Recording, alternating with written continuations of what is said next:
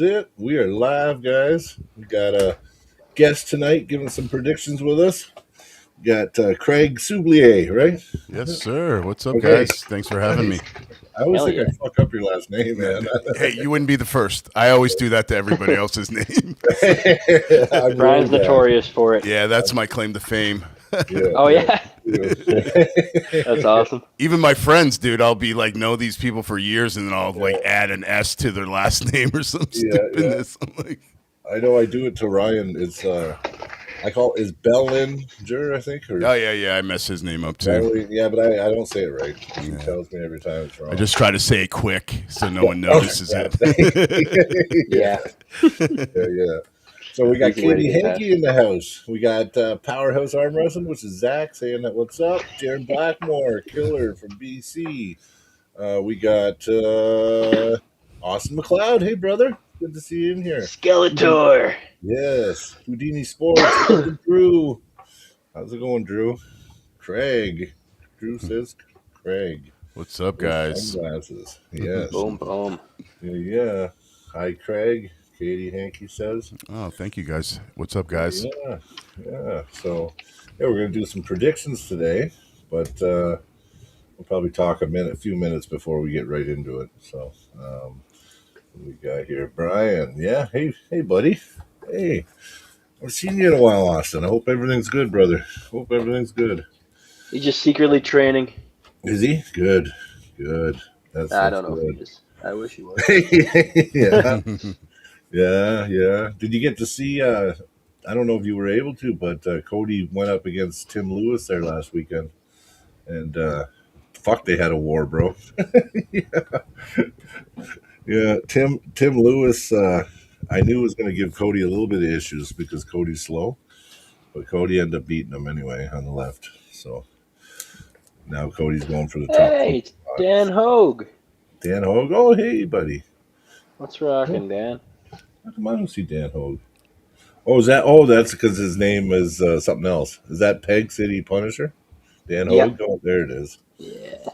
Hey, buddy. Oh, we got James from '98 in the house.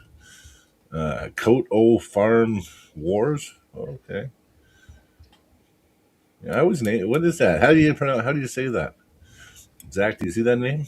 Is it Coat of Arms Wars? Coat of Arm Wars. Coat of Arm Wars. Okay. Yeah. I don't Play know on why. words, I think it was Farmers. Coat of Farmers. That's what I thought. Yeah. I'm like, I'm going to pronounce it wrong. Yeah. So, Matt Oliver in the house. Hey, Coat brother. O Farm Wars. That's actually funny though. Yeah. Yeah, Kodo Farm Wars. Yeah. Howdy, that's good. Matt. How you doing, brother? Coat of Arm Wars. Yes, very good. Yeah. It's a good one.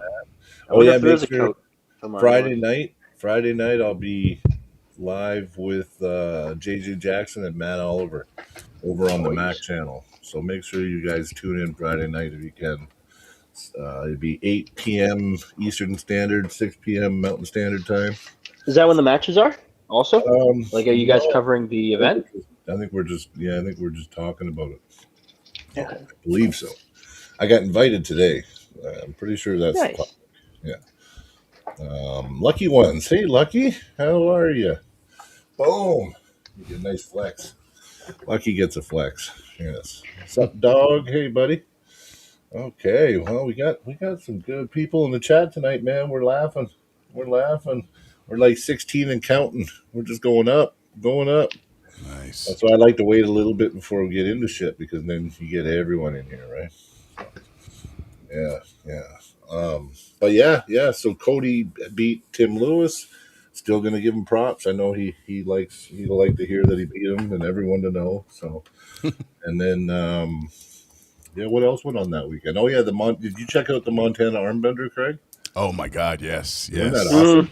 That was incredible, man. I want to get on that card. Oh, buddy, right here next year. Man. I know. I heard you're going to pull McCormick.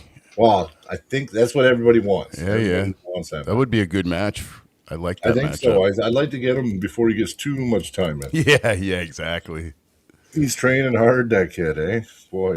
Yeah. And he's young, so he's going to be making improvements. It's tough. He trains over with Wallace Dilly and those guys in Nebraska, so like that's a strong fucking team right there. Yeah, for sure. Oh yeah, powerhouses. Yeah. I mean, I did compete last weekend, but like I said, it was my first event back, and I did. But I remember we talked, Craig, on your pod. We did that interview, and I didn't have PST or that PSTD or whatever. Yep. But my body wouldn't let me go in the position I went in when I hurt myself. So I had a chance to pin Sean. Well, maybe it was a possibility. Like I had a chance to make my move to my press, but my body wouldn't let me do it. So I tried to pin him just by powering him, and he slipped. And Sean Krauser's actually a really good puller, and he schooled me after that because that was my chance to beat him, and I never ended up beating him. So I lost to Dustin Houghton, multi-Canadian national champ. He won Arnold's last year. I lost to him. I did stop his hit though, so that was something. And then Sean, I had a chance to pin him, but like I said, he's just a better arm wrestler. And once we got in the straps, he really beat me in the setup. But I did podium, so I was able to stand. Yeah, I got third place out of 10 on my first tournament back. Oh, that's incredible, dude, man. That's awesome. Not bad. Not bad. No. Like, at least told me that I'm ready, right? Like, I think. Bad. Yeah, I think we're our own worst critics. We want to get right back to where we were, and it's a procedure. Like when we were talking, I was wondering if you were going to be a little hesitant or whatever, because I know when I broke my arm for the first time, it was like really nerve-wracking to get back on the table. So, but I had a super match this weekend myself with Justin Bear. We pulled, so. You won 3-0. Yep, yeah. So I won 3-0. Good for you, buddy. And that was my broken arm. So so starting to. Well, that's gone. That fog on it. Yeah. Well, until my wife mentions it the day before, she goes, "If you break your arm, will you be able to work?" I'm like, "Thanks, thanks, thanks, honey." I'll be fresh on my mind. Thanks. I'm like, "Why would you say that at the Friday night of the event?" Well, like, our wives are good at that. Oh yeah. Just keeping me in check, I guess. Well, it was funny because I actually went to go for my move, and I couldn't. And I actually pulled. I didn't even pull like I normally pull, but I pulled it off. I got some pretty good pins in, and but I basically just went like up and sideways, like just sideways, which is still my elbow, right? But you think I could have went in with any kind of press? I couldn't really press properly. So, and even when I did kind of go in, I was pushing down with like doing something weird shit. But I pin people like that, so hey, whatever works. It wasn't pretty, but I got some pins. We got 98 in the house. Hey, 98. Look at that. I'm wearing the Winter Blast. 98% Winter Blast jersey tonight. Yeah, thanks, Ryan. Yeah, Jaron Blackmore was saying that was his first tournament back with his right too, Brian. And he ended up getting second place to Steph on the right arm. Yeah, nice. Jaron pulled fucking awesome. Good for you, brother. Yeah, I had another good war with him, actually. It was fun. Yeah, you did. I watched. A year ago to the date, we had another freaking war. Yeah, because we were in Helena. Yeah. Montana. Really cool. Yeah, we were. Same day, Valentine's Day. Every Valentine's Day, me and Jaron get in a war. Yeah. We arm wrestle every Valentine's Day. My wife's starting to get pissed. Yeah. No, but every time. The MAB is awesome. One day I hope to get on that. You will. Well, gotta keep training. He had 167 requests for matches. I bet. Wow. I know. Yeah. Great Falls, Montana. Yeah. But you'll have plenty more by the time the next one comes out. I'll tell you. Before the next one comes out, you'll have a double that easy. I'm going to be in the best shape I've ever been in my life because I'm already thinking. My mindset is already get stronger and better, and just start. You need to put more time in. So we'll see. I need to compete 3 or 4 times before that, though. Yeah, and then it'll be back. It'll be perfect. I'll be just perfect, ready to kick some ass. Holy shit, chat! Making this rough, man. You guys are active. That's awesome. I love it. Yeah, first tourney back. Yeah. Oh yeah, shit. I was behind. Through the fingers. Randy from 98. Hey, buddy. How's Randy doing? We're getting close. Randy says, "Yo, Craig." Yo, what's up, Randy? Yes. Yes. Hi, it's Drew. Ryan says. Drew. Drew keeps threatening to delete me on everyone's chats lately. But I got Benji saying, "No, I'll reinstate you." I'm like, "Fuck." I thought you were my bro, Drew. I thought, Drew, you were my man. I don't know. No, What'd you do to him, man? Drew's a good guy. he's good. I know. No, he's good. I think he just likes fucking with me. That's all. It's okay. Yeah, that's awesome. That's awesome. I'm easy. Oh, there's Cody. Yeah. Hey, buddy. Don't worry. See, Hey, I'm Cody. wasting time, Cody. So we didn't get so far ahead of you. Oh, look at this. Fuck yeah. $9.99 USD. Well, we love you too, Nice. buddy. We Nice. love the 98. Damn. We love you guys. And thank you very much. Yeah, we appreciate the $9.99. It will go to a good place. Yes. Give me a second. Maybe I can get to Oh yeah, no worries. No worries. So was there a tournament at this super match thing you went to? Yeah, there was a tournament. It was a smaller tournament. We had 2 tournaments in Florida. One was up in the Panhandle, which is about 6 hours away from us, and they had a bunch of super matches. That's where, if you guys saw, Worley pulled Jerome Loud.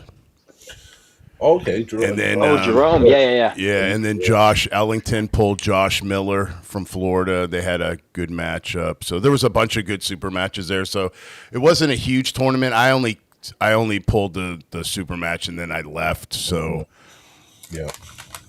Well, I mean, good match though, man. Good for you. I'm glad you did good. yeah, thank you. I appreciate it. And it'll help too, because you know what? It will just. It's because you were smoking, Brian, or something. Yeah, no, my health, yeah. But you know deserved what? it then. I've been working on my health. You know what, Drew? You're part of the reason I've been thinking about my health because you pointed out, right? So thank you. He's a good guy. I appreciate that. Yeah. But yeah, it kind of it just kind of supports all the hard effort and hard work you're doing. Your training and everything. When you get a 3-0 like that, it's best to just look at it like, okay, whatever I'm doing is working. And then just do it and do it harder. I know I used to my head used to swell up a bit when I would win, and I would take my foot off the gas, and then I'd have to get humbled, right? So Yeah, for sure. Yeah, so long as when you're winning, you're doing it right. Yeah. I find like it just after it's over, I'm like, you know what? I kind of evaluate and take data from the match, and then I just get back to training, because there's no sense of like thinking, oh, I'm the man. I beat a guy that wasn't even really training. Like, I'm a realist. So, Justin wasn't really practicing like he should have been, and he was training. He was busy with work. So it was just one of those matches where we were wanting to pull for years, and he was on vacation, and just kind of an excuse to have a little match. So, but it was fun. It was fun. I got to bulk up and eat whatever and kind of get strong again. Like, it's been a while since I let my body weight go up a little bit. So, yeah, that's okay. You're getting good signals from the body. Hey, it means it's doing good with the weight. yeah. With that, Houdini's Forge, shout out Deadly Dale. Fuck yeah. Where's Deadly tonight? I don't see him in the chat. Deadly in here? Did I miss him? No. But Deadly Dale, yeah. Shout out to Deadly Dale. Shout out to Deadly Dale. Fuck. He's a guy that I train with, and he's a motivator. He's one of those guys that will like scream at you and call you a pussy if you try to stop. Yeah, like you'll be like just barely getting the last rep in, and he'll call you a pussy, or he'll say something to piss you off, and you do 5 more reps. His favorite thing is like when I'm doing shit like side pressure, I'll have like the fucking loaded right up and then pulling on the bands and everything. And then I'll be like having a hard time, and he goes, Len can do it. Len, see that. I want to pull, right? And you'll go, Len can do that, Brian. And I'll be like, fuck you. And then I'll just fucking do it, right? Yeah, I won't even think about it, right? So yeah, he's motivational. He's a really good training partner. Yeah. I think you need that sometimes, right? So Yeah, for sure. yeah. So anyway, what I'll do, I don't know. I'll try to bring up this card, Zach. Did they release the full list in list form? Yeah, I got it right here. Oh, you already got it? It's on the East versus West Sports site. Yeah, but if you got it already, do you have it in order? I'm guessing they go from bottom to top, Mhm. right to left. You Yeah, know, yeah. opposite of So yeah, I'll start. It would be Luca Tenadze versus Eli Seidov. Yeah, I know. You know what? Eli getting a match is Sadov, isn't it? Yeah. But you know Seidov, what? yeah, Yeah, but you know what? Him getting a match on East versus West is fucking huge. Mhm. yeah. Yeah, you know, Well, if anyone gets a match in versus West, yeah, you he's a made it as an strong arm dude. wrestler. He's a strong dude. He actually came to Canada a couple years ago and had a super match with. He lost though. Alex Moraidis from BC beat him in a super match, which was a big win for Alex because he's a beast, right?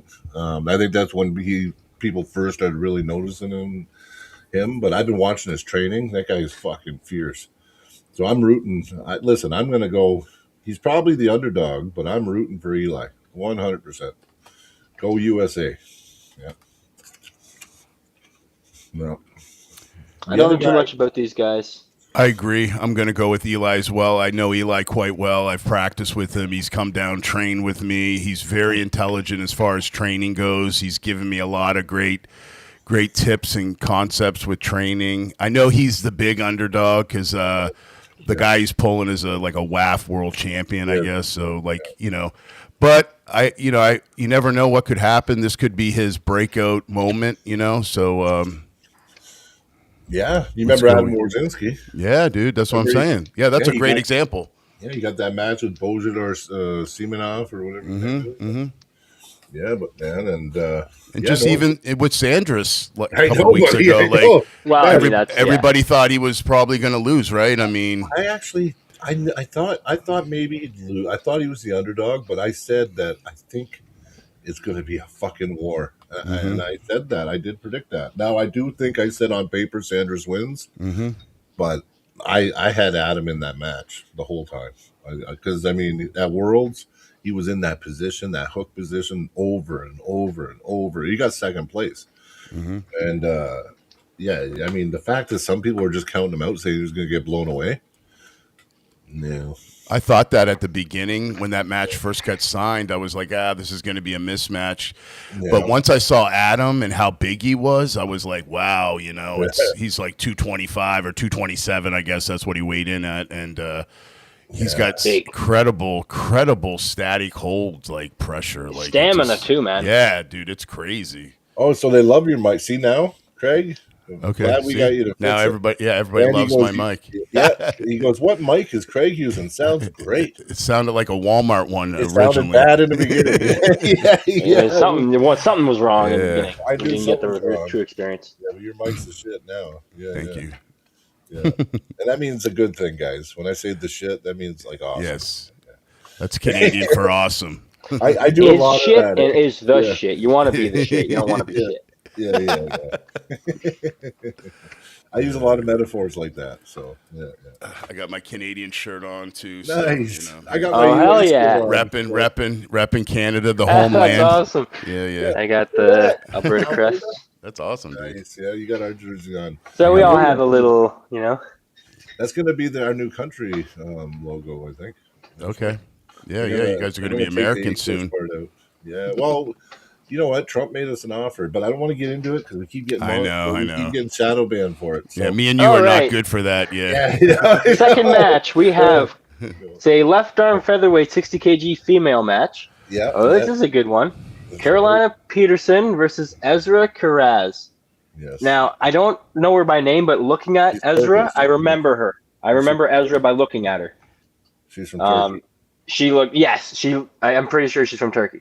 Yeah. She I know She her. looked really strong on the table when I saw her. Yeah, she's good. Like really punched up, like really tight and everything. And she has I think she has a really short forearm, so she's really, really tight up and like punched up. So it's She gets right in her position. Yeah. yeah, right off the bat, almost like Nugo. She's kind of starts in that position. So I mean, Um, yeah, that match is going to be interesting. I mean, Carolina, she's got the longest match I think in history. For female. Carolina, yeah, I think she's probably gonna win the match if I have to put money on it. I got her in the long game. I think it might be a close match. I think she's gonna get hand control, even if she gets flop press 1 and 2. She's gonna have enough inside left, or she'll have inside from taking the hand that she'll be able to negate I think Ezra's inside by the third round. If she gets pinned, but I know she's going to get that hand control. So Yeah, the problem with punching too high up here is you get a lot of side pressure access, but your wrist gets compromised, right?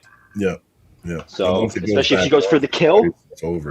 because what I've seen from Ezra, she doesn't go for she doesn't dive in and hook. She goes, she blasts. Blam, yeah.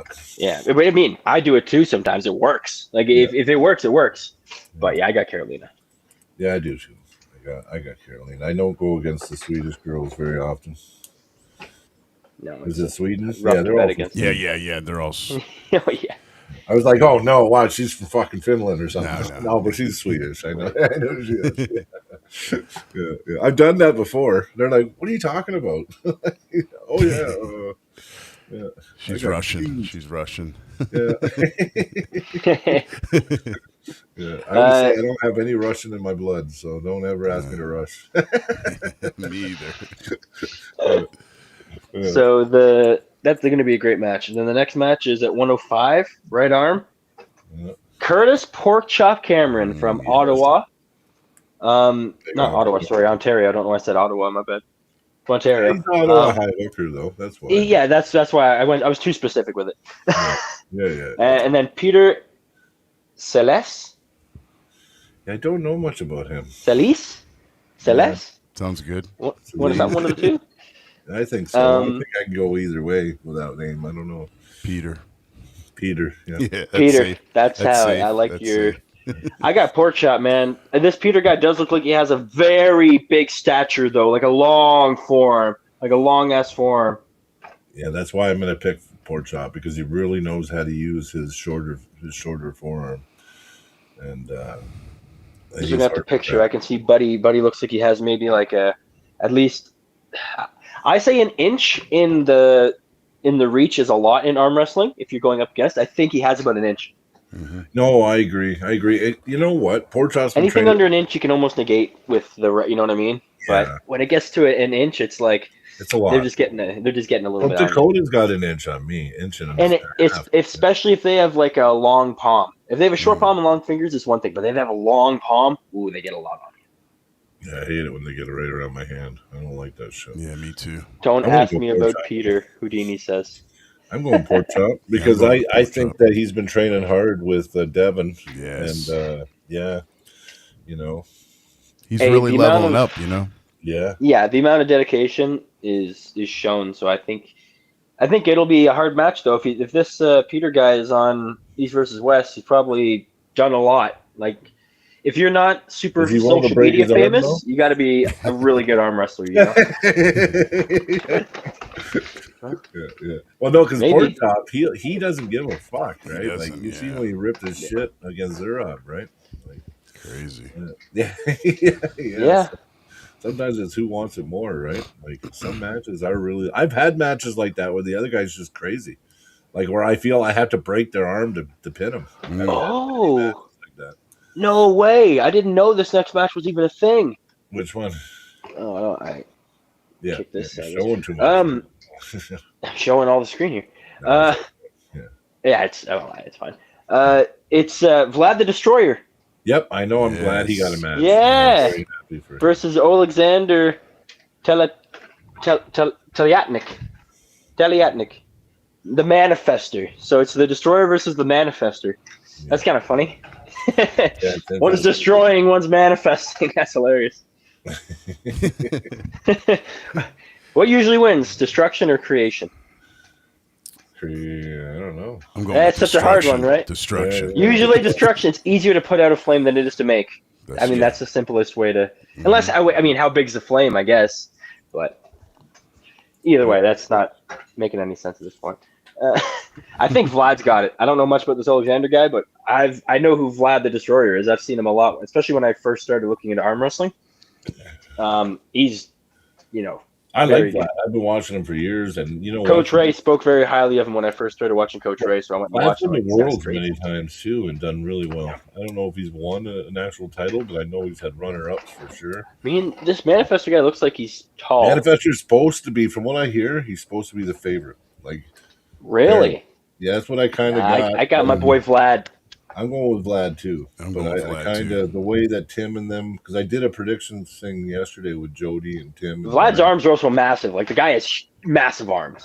But for his size. I'm going for Vlad. Yeah, the guy's Yeah. he looks like a fucking diesel. He's stacked fucking, for his size, 100%. Yeah. So I think he's probably got more raw top end. Unless the guy is like using some weird Vitali type lever situation, I'm pretty sure he's gonna be in for a ride. Yeah, I'm gonna go with Vlad just because I'm going with favorites a lot these days. Like people I like the most. Yeah, I've actually seen Vlad compete a lot, and I'm confident in his ability. Whereas I have never really seen this. I mean, who am I type of thing, but I just haven't seen much. So I'll go with what I know. You're a 2-time Canadian national champ. So Wow, you got some stat. You got some credit. Yeah, that's a big deal right there. Yeah. 2-time champion. The 2-time. Right and left. 2-time. Yeah. Yeah, right and left in the same one. So. Oh, that's incredible. Mm-hmm. Yeah, it wasn't too bad, but there'll be more competition this year. I'll tell you right now. This is going to be the year for competition for me. Next match is right arm 115 kg, so 254 plus, unlimited. It's going to be F.A. Komek, which I think the last time he pulled, he did very good, if I'm remembering correctly, versus Tarkan Muzaffarov.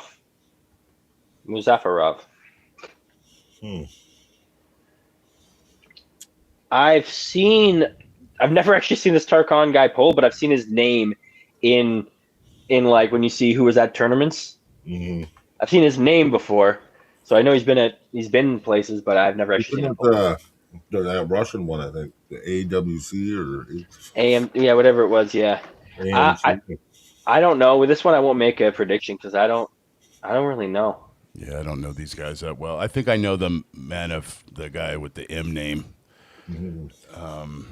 I think Muzaffarov? Yeah, Muzaffarov. I think I've seen him pull before, so I would go with him, I guess, if I'm just throwing it out there. He looks like the bigger human. I'll tell you what, by looking at it, he's got at least 50 pounds on the other guy. I can see it in his big head and skull. face. He's got the skull, pounds. yeah. Yeah, so he's definitely the favorite in weight. Yeah. So you know what? I'm going with him too. Yeah. I think if he's good and he has a weight advantage, you got to be, but not only better than the guy, you got to be quite a bit better than the guy if the guy's a 50-pound weight advantage. So I'm going to go ahead and say yeah. I did predictions, and I don't remember any of these matches. I think we talked about the main ones or something. Well, all these matches from here on, you're going to pretty much know all of them. They're all banger. From this point on, not that the other ones weren't banger matches. Each one of these could be a main event, basically. Every one of these following up could be a main event. I think I really was just having sleep anything other than yesterday morning. You were up too early. It was up too early. You were up too early. Yeah. I was tuning in. I couldn't comment or anything. So I was, Yeah, I watched it too. It was a good show. All right, so we got. I guess we're here already. Matt the Wild Horse Mass versus David Arabouli. Well, I got Matt. Right arm at 254. 254. Now Matt's a 232 puller. He likes to pull up the 105, I believe. Yeah, Matt 105. He did get up to almost 250. He was 248. Yes. So. Yes. It's just Matt is going up in weight for this match. This is going to be a fun match. I mean, it's going to be explosive, though. I think it's kind of one of those matches where if Matt gets pulled inside, it's not going to be a great day for Matt probably. But if Matt does his thing and just rocks that hand control, David's going to be hanging on to a freaking. He's not going to have a good time at all. I got Matt favorite. David pretty much just pulls inside too. Yeah, I got Matt favorite here. Probably like 80-20, honestly. I think Matt's if he gets in the strap and binds that strap and gets in his top roll, people don't realize how strong Matt is in side pressure. Like that's his main attack is side pressure, not back pressure. He's a side pressure guy. He's side pressure heavy. Yeah. So David's going to be trying to get in while Matt's driving. Like Matt goes for the kill, right? Yeah. So I think Matt's just going to get David off his shoulder, off his bone line before David can get in every time. I think Matt's just going to have too much connection in the strap. Outside of the strap, I don't know, because with inside pullers, you never really know because some guys can really force a hook outside of the strap. I know a couple guys that crazy how much side pressure Matt has actually. You don't think because of the way he put like the top roll, but I know it. I know it because I remember the one day I finally he kind of because he likes to be nice to us, so he Yeah. went to pin me and I went "Urgh," and I was like, "Yeah, I got ya," and I stopped him and he looked at me and went, "Oh, come up, bam!" I was like, "What the fuck was that, man?" Like I thought I was leveling up. Like, yes, I got to stop on Matt. I'm getting close, and then he goes, "No." He ooh, flashed the me. manifester can do multiple one-arm pull-ups. At Yeah, his weight, that's pretty impressive. Mm-hmm. see, I need to get back into those. I would Apparently, never they're go super against impressive. Matt. I'm going to go for a quick piss. Craig, you say Yeah. your prediction. I got Mhm. Matt, guys. I would never go against Matt ever. And Henry, where's your money, buddy? I'd love to bet you this time. You know what? We bet every Matt match so far, but I don't think that he's been confident the last few because he hasn't tried to bet me. So anyway, I I'll be think it's a shutout stake as well for Matt I think on so. arm bet and Nice. and another betting site. So, well, it makes sense to me. I do see it being like a Matt pretty heavy favorite here. Yeah, for sure. I'm going with Matt too. Matt's our favorite. My son C, that's his favorite puller. So we Yeah? got to go with the wild Of horse. course. Yeah. So You gotta. yeah, so I think, and plus Matt's been training really hard. I'm not saying the other guys hasn't been training, but Matt's a lot bigger, and I think he's just super hungry right now. So it's a good opportunity for him. Yeah. Oh, it's gonna be awesome. I just like watching Matt compete, man. Every time Matt pulls, you know you're in for a show. It's incredible. He's so incredible, dude. When I had him on the show, I was asking him like, "How do you get revved up like that?" And he's just like, "Yeah, man, I think of all the most horrific things happening to his family," and I'm like, "Okay." Yeah. So he gets that mindset of that really violent kind of mentality. When you but lean into it too, it's not as hard as you think to get into that mindset. Once you really start leaning into it, yes, you can kind of like. I had an issue the first couple years of trying to get any adrenaline. I couldn't get any. Mm-hmm. It would be calm. I'd be smiling. I'd be laughing. I'd be Mm-hmm. trying hard and losing, but I'd never have adrenaline. Mm-hmm. Took me until like probably like a year or a year and a half ago to actually get, actually feel like I'm getting a boost from something, right? Yep. Yeah. And It's it's just a kind of a tricky thing too. Like that's my biggest challenge is like to be like, because like when you get to an event, you're kind of like like you're talking to people, and then all of a sudden you're like smiling, laughing, and having a good time, and you don't want to be the dickhead guy walking around like right. Yeah. But if you can get 10 minutes of getting into that mind state, so I kind of had that this weekend. I was kind of thinking about, maybe this guy was going to embarrass me in front of my kid and stuff like that. And it kind of revved me up after the first match. So, but yeah, it's interesting how like when your mind gets revved up like that, how much stronger you are. It's like lifting weights and doing a max effort when you're really pumped. Like Yeah. you said, the adrenaline's rushing. It's really really beneficial for you. So. And Matt's the king of that. He doesn't have an issue at all, with that. So, No. I mean, he's even pulled like Wagner Bortolato, and that guy's probably dude, like that guy's another psycho guy. So exactly. that was a great match too. That was a great match. So Maybe you they'll do left one. you won Canadian Nationals last year, Zach? Is Yeah, that what, 2025, Okay. yeah. Okay. Right and left? Right and left at 143 pounds. Nice. Good for you, dude. That's a great accomplishment, man. Oh, thank you. I appreciate that. There's some guys who will be coming back for that title, I think. Okay, so a little more stiffer competition this year. Yeah, some people that used to hold the title are coming back, so I Okay. have some real competition on my hands now. Nice. Yeah, but It's you good. know, I he'll love be it. ready. I love it. He'll be Of ready. course. And if I'm not, I will be eventually. I won't stop till I'm there. I'm going to tell you something right now, too. You know what? At that weight, Zach, I don't care. 2-4, even guys that you've lost to recently, if they cut down to that weight, they're going to lose a little bit, and that's going to be enough anyway for you. So I will see, man. I mean, the main guy right now that I'm training kind of for is Steph Haru. He's got, I don't even know how many years, 25, 30 years in the sport, probably. Like, his top end's higher than yours. That's what the problem. he's held multiple powerlifting world records. Yep. Every time I pulled him in the tournament, he's beaten me. Yeah, but you're the only one that ever gives him a match and actually makes him work or wait. He has to wait you out, he's really patient though. His experience really shows when he pulls you. Yeah. 100%. I can. The longer the match goes on, I can feel that the holes I'm trying to search for, the lanes I'm waiting to open. He's already found them, and they're not opening. It's already kind of. But that's why it's kind of cool, because it gives me a challenge. So this question from the Drew, you know what? Tell you the truth, Matt and Devin aren't really in the same group because unfortunately their weights really don't match up. Like Matt can't crack 250. Like he can eat 10,000 calories a day, and it's like Devin can come down to 232 though. Devin can. I mean, if Devin came down and then stayed that weight for their match, I might pick Matt. Damn right. Here's the thing: Devin's gonna have a harder time versus Matt than most guys in that category because of the lever and how to pull. Just because I know how to pull some guys at the club, I probably do a lot better against them than I should.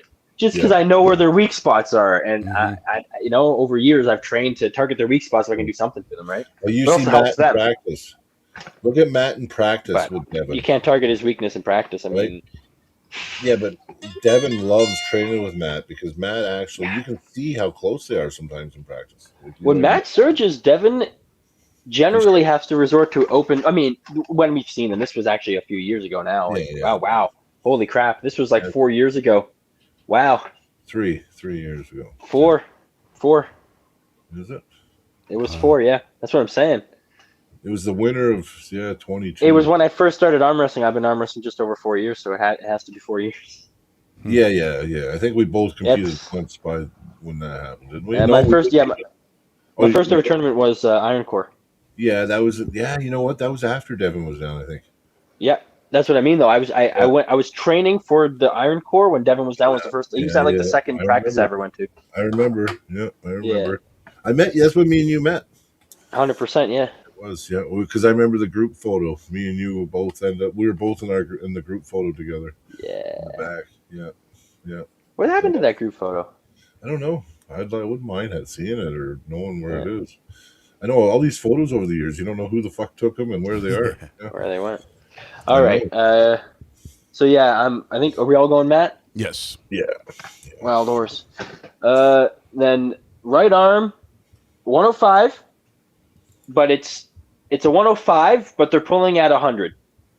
You know what I mean? Yes. They're going for a 105. Yeah, so you guys understand totally. For anyone that doesn't know, if two competitors agree for it to be at 105 for ranking, but they want to pull at 100, it's agreed upon. It's okay. Yeah, because they're both in the 105. And exactly. So it's a catchweight 100, but it's a 105 match. Yeah. This is a cool match. This one's kind of I think a blowout, but we'll see. Nugo versus Bogdan Stoica. Bogdan Stoica, yeah. Fuck. Nugo Chikadze versus Bogdan Stoica. The Bulldog versus the Specialist. I think Bogdan's great. I think he's amazing.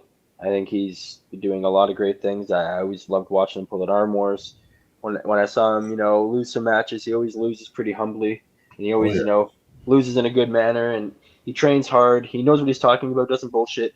I think he's a great guy. I just think this is really, really aiming high, shooting high. I think so. Good for him for taking the match. I mean, fuck, man. Yeah. If he thinks he can beat Nugo, that means he thinks he can beat Matt pretty easily. Oh, I know. But you know what? Bogdan's not the same Bogdan I used to see. Like, I used to listen. I always thought Bogdan was one of the most technical arm wrestlers because he could really do anything on the table. But I always thought he lacked that top end, right? And then now he's looking thick. He's looking stronger. And I mean, the way he handled Paul Lynn, I don't know. Like, I think on a technical level, and if the strength's enough, I think Bogdan can beat Nugo. But Nugo's got that freak strength. You know what I mean? It's like that strength that most people don't have. I don't know, like, Petro Marguerite beat him, right?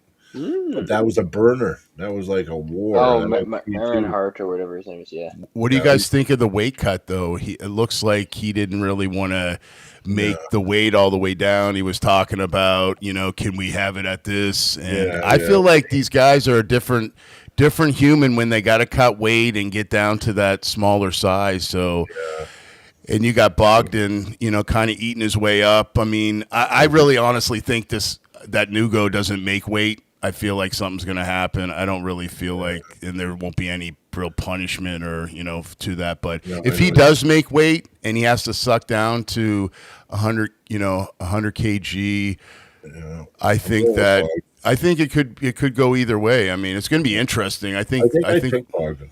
yeah, I picked Bogdan too, just because of the weight cut. I I'm did going- just pure on what he did to Paul. I'm going Nugo, Yeah. mainly because I think that guy is a phenom, man. I honestly think even with the weight cut, he's still gonna be enough. I could be wrong, but from everything I've seen, I know what you this mean. guy like Like OCD arm wrestling, like I think just with the style and what the they thing call is, him. They call him. What do they call those geniuses? A savant. yeah, He's like a savant. savant of arm wrestling. Yeah. He might be. Now, you know what I'm saying, right? Like, Yeah. We'll see. I think it's going to be a blowout. I personally think Nugo. It's like a 90-10 for Nugo on this. I There's could a be problem with- drinking the strange Kool-Aid or whatever you want to say, but I agree I with think- Superdog. It's Matt lost to Nugo because, mainly because of the lever, because Nugo's only like 16 inches from fingertip to elbow. Matt was like 5 or 6 inches longer. Now, normally you would think that would be superior, right? But not when Matt's got to be dragged back like this and Nugo started like this. You know what I mean? I definitely think Matt would beat Bogdan, and I think Nugo beats Bogdan. And I also think that Nugo, I didn't take the match with Matt to heart too much. I didn't base too much off that. Like I didn't say, oh well, yeah, Nugo. It was mainly what Devin was saying about Nugo. Devin doesn't praise somebody that highly. Like he was praising him very highly. That's true. So I do think Nugo he's like a freaking pocket nuke, dude. He's like a little pocket nuke. It just explodes. So I think wise. Bogdan's not going to have a. I think Bogdan's going to be. And again, like I said, I started with Bogdan. I think he's amazing. I just think this is a bit too much. I think But it's if gonna I'm be a wrong, great it could be match. one of the greatest matches. If I'm wrong, like it could be crazy. Professional, yeah, good chance he misses weight. yeah. Yeah, you guys might have a point there. That is true. That is a lot of weight that he probably isn't used to cutting. He's probably used to just let himself blow out a bit after he's competing, you know. Yeah. So it's gonna be he's gonna have to be really strict, but you never know. Yeah. This next match is gonna be this one. This is I've kind of wanted to see this match for a while. I think a lot of people have. 115, 254 right arm. Sergey Krylichenko and yeah. Jordan Sunov. I got Sonev, man. 100%.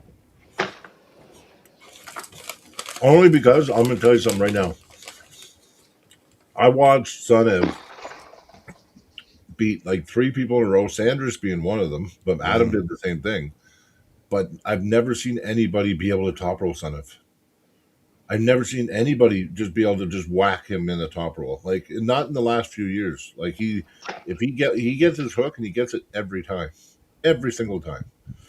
And I don't think Kalina inside can match him on the inside power. I think Sergey's going to need to top roll him, right? And maybe press or something. But I don't think he'll be able to. And I think Sonev is going to suck him in, and he's going to be trapped in Sonev's fucking hook, and it's going to be over. That's my prediction. You paint a pretty realistic picture when you look at it. You paint a pretty realistic picture. Yeah, it's 65, 60-40 Sonov, I would say 65 maybe. I do think that Kalynachenko is going to have to be. I think Son's going to have one lane that he's going to use, and it's going to work great. I think Kalynachenko is going to be bouncing from lane to lane to try to find what works. And I think that's worked for him in the past, but I think Sonov is too vicious of an arm wrestler. He's too diesel and vicious. Like he's diesel and vicious. That Bulgarian training too. I think it's going to be. Well, I think Kalina has the potential to win. Like I'm not saying it's off by too much. I just don't think he's going to have the ability to find that lane. I think he's going to be shut down. Because Sonov is very impressive at forcing a lane. You're very true, very right about that. He is really, really good at it. Like really good. So, what do you think, Craig? I think Sergi. I'm going to go with Sergi. I'm going to go 3-2 Sergi. Do you think he figures it out? Yeah, I think so. And I don't know, man. I just feel It's a like rough he's one, super strong, but we'll see. I mean, I'm back and forth. I like both of those guys, but Yeah. I just have a feeling I that like Sergey too. I yeah, like maybe Sergey pulls it off. Mhm. Yeah, I've been super impressed with Sergey and what he's been doing. To be honest, too, like when he has these matches, the past few matches, I'm like, this guy crazy, and then he shows up, and I'm like, holy shit! Like, so I Yeah, would not I would not be surprised if he pulled it off at all. Like, I'd be like, yeah, Sergey. okay. When I got to pull him, I was a little disappointed because he was so nice. He was letting everyone just work. You know, Mm. I walked up and he just fucking whacked me. I Yeah, was like, what the fuck? Because you're big. You're a big dude. That's why. Exactly. Yeah, but it bugged me. It rubbed me wrong. Bug me. Yeah. that's awesome. I wanted to like kind of flow with him. You know what I'm saying? Yeah. Yeah. He didn't want to take any chances. Or maybe it was out of respect. It seems Maybe that way I wasn't when that you're a bigger guy, dude, and these guys get a hold of you. They're like, I don't really know this guy that well, so well. Yeah, I don't want to take whack it. That's what happened when I pulled Michael Todd one time. I'm like, No. dude, I told him, I said, hey, take it easy. And he's just whang, smashed me. And I'm Yeah, like, he dude. does that anyway. I go, dude, what? He goes, I can't take any chances. I'm like, okay. I'm like, fucking, it's me, dude. It's me. It's me. I'm over here. It's like, I'm like, holy shit. So anyway. Yeah. Well, They 'cause- respected you enough to Yeah, not yeah, to give you yeah. any fucking. I guess. I don't know. You're more Yeah. dangerous than you think. You know? Yeah. No, that's gonna be a great match. Yeah, I could see it going either way. Fuck. Yeah. You yeah. know what? I Yeah. should be doing polls. I used to do polls all Why, the yeah, time. why are we doing polls here? What the heck? Give me a second. Give me a second, guys. Okay. I got both windows open. So we're gonna do That's fair, yeah. like that. You know what? You're right. Alright. Fucking dude. And okay, so next up here, Brian's gonna do some polls while I set up the next match. The next match is a world title match. Mm. We got one of my favorite arm wrestlers, my favorite female arm wrestler, but one of my favorite arm wrestlers, Fia Rysick, going up against Brigida Ivanfi?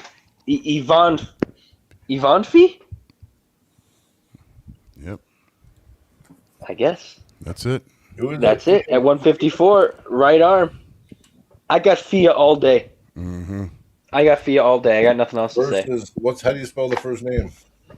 Brigida. So it's Brigida? BRI. Yeah, Brigida. Okay. You probably pronounced it better than I did. I was confused looking at it. Oh, who's this joining here? Who's this guy? Who's this character? Hey, What's up, Cody? Brigida. Okay, give me a second here. Go. Do we have a pay-per-view discount code? Brian, do you have a pay-per-view discount code? I didn't. No, get I never. one. I was supposed to get one, and then all of a sudden, I never heard back from Robert. Mac So- gives them to me. I always get one for Mac, but nothing for nothing so far. Hey, as long as people buy it, that's what matters. We'll just go with that. I spelled it wrong, guys.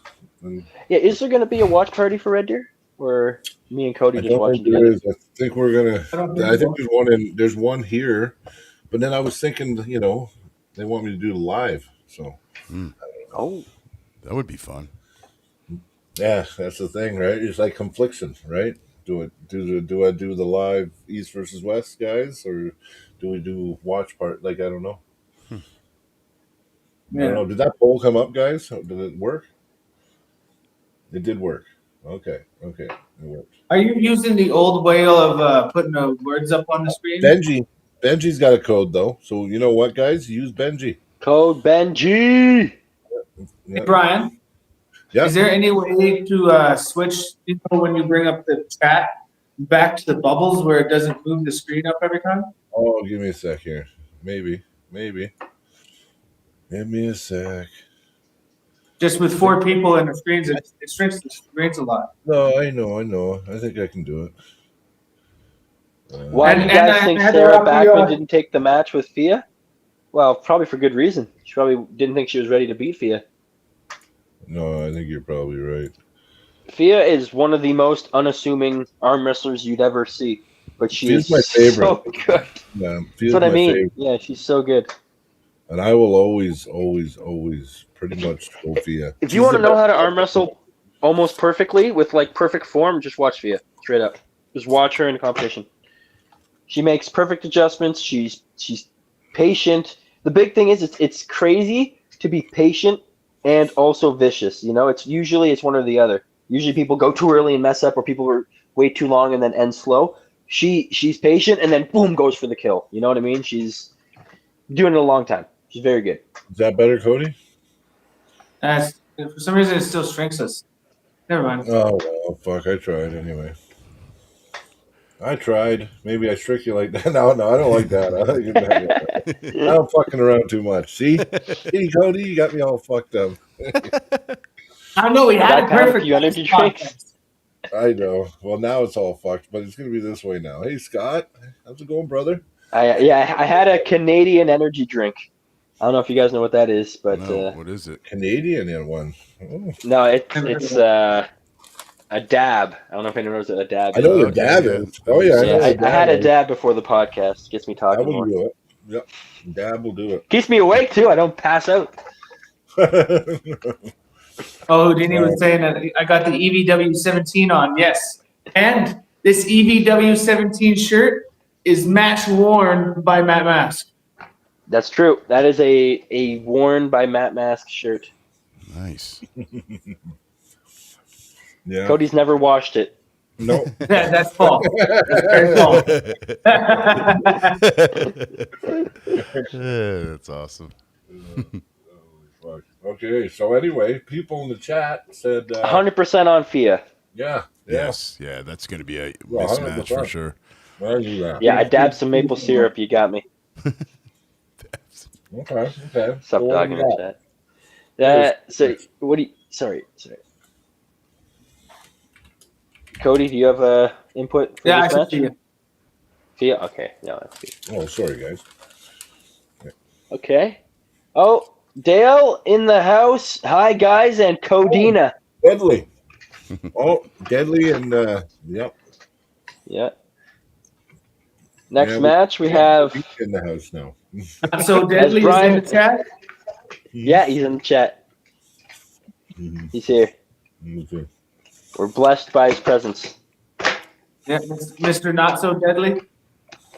Not right now. Vote Fia versus. But he's getting I there. vote Fia. I don't need to know versus who. You're right, Drew. Me neither. I see don't Fia. know. I vote Fia. Yeah, 100%. That's all, yeah. What's the next one? As Brian would say, Michael Monster Todd Oh, yeah. versus Camille, the Golden Dragon Jablonski. The rematch, right arm super heavyweight. And last match, I predicted that Michael Todd was going to press Camille one of the rounds, and he did. He flash pressed him round 3, I believe. I think the match is going to go very similar, except it's going to be better for Michael Todd. I think it's going to be Michael Todd stopping him sooner. The same thing, but just Michael doing it better, cleaner, sooner, stronger. Yeah, I just I think don't- it's going to be him. I don't see it any different. Yeah, I honestly go with Michael Todd. Yeah. Nothing that Camille has done is going to change what Michael's going to do. Camille hasn't done anything to change his strategy. Camille hung on to Jerry, hung on to him. You hang on to Michael, guess what Michael's going to do? Whoop, crack your wrist backwards and sit you like this. Like it's not even like a. And that's nothing against Jerry. It's just style differences, right? And Camille, we already know, can't press through Michael Todd. I mean, Monster Todd held him an inch from the pad line for like ever, and then beat him. And then even went inside when he fell, Camille was burnt. He felt he was burned. He did that classic third round shoulder roll. Boom! That shoulder roll is good. Yeah. I got Michael. Yeah, I got Michael. Me too. I don't even want to say a percentage. I just have Michael winning. I got Michael too. And actually, I wrote down my prediction, so I can tell if I'm fucking lying this time. Oh, I did. I picked Luca the first on the yesterday. I picked Luca. Oh, you're a liar. Yeah, I'm a liar. And then I picked Carolina. And then Yeah, I picked Pork Chop. Yep. And then I picked Vlad. Yep. Then I picked Tarfin. Yep. So far everything's right. And then I picked Matt. That first one. And then I picked Bogdan. Yeah. Then I that's what you picked Jordan. Then I picked Fia. Jordan. Yeah, Jordan. Yeah. And then I picked MMT. So MMT. yeah, I'm almost pretty much right on the ball, other than the first So- one. Just missed the one. That Vlad guy, we need to come. I already got the nickname for him. Mm. The Impaler. Nice historical accent there, to the nickname. Mhm. It's actually the whole guy, the Vlad the Impaler is who Dracula was based off of. Yes, you're correct. Nice. So he's lived the entirety of so many years, and now he's an arm wrestler. That is insane. Give you a shot at the title. Oh, nice. See? Yeah, that's the thing. Michael has everything to gain and everything to lose from this match. If he wins this match against Camille, who he's already beaten, he gets his shot at Levon. There's He Jordan. gets that shot that he's wanted. He does, though. So I think- this is everything for Michael. The only thing standing in his way of his dream is Camille. I still don't think beating Camille gives him the right to pull Levon, but I think that everyone wants to see that match. Well, who else is supposed to pull Levon at this point? Is the point. We've gone down the list. It's Michael's turn. I mean, Well, Vitaly still ahead of him, and if Vitaly and Levon don't want to pull. They could have pulled many times. no, They don't want to pull. It seems So it's Michael next. Well, it's not a secret that they don't want to pull. They want to pull the West. They don't want to pull each other in the East. You know what I mean? yeah, They want the East to be dominant. You We know, want to know. We want to know, man. there's been But- 22 East versus West, and Mhm. Levon started it in one of the first ones.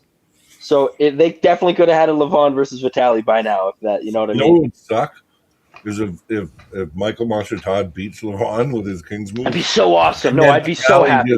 then Vitaly takes it right away. Would that be cool? Then there'd be a stack again. It would be. Yeah. And then Clifton. There's Clifton. Fuck, you took forever tonight, brother. Clifton Erickson. Arms too winner big. for Jordan Sill. His match was fucking pretty good, eh, guys? Oh yeah, Oh yeah. it's incredible. did you watch any of that Montana stuff there, Craig? Yeah, I watched the whole thing. Yeah, it was amazing. Yeah, it was fucking awesome. Yeah, I thought Are you Clifton. on- I thought Clifton was going to win that match too, because Well, yeah. you guys are getting all the videos as well, right? Like the side Yeah. pressure, the 200-pound side yeah. pressure. It's like crazy. He's a beast. He's a beast. It's so crazy. Literally the animal. Yep. No, I agree. Fuck yeah, Clifton. You deserved that win, buddy. Big time. Yeah. I knew you were going to beat him, though. I knew it. Oh, yeah. I knew it way ahead. You know, just Jordan's weakness is side pressure, and Clifton's got a lot of it. Mm. You know. Did you do the poll for Sorry, the my kid had a Michael? music concert. Yeah, so we got 89% said Michael Monster Todd. Nice. Oh, So yeah. it's basically a 9 to 1. Michael's probably the strongest he's ever been at this point, and I don't think Camille's bridged the gap to the old Michael yet. So I just see it going Michael's direction. Yeah. No, makes No sense. offense to Camille, but Oh, no problem, Clifton. We're just bugging. Clifton Music concert, is everyone's nice. hero.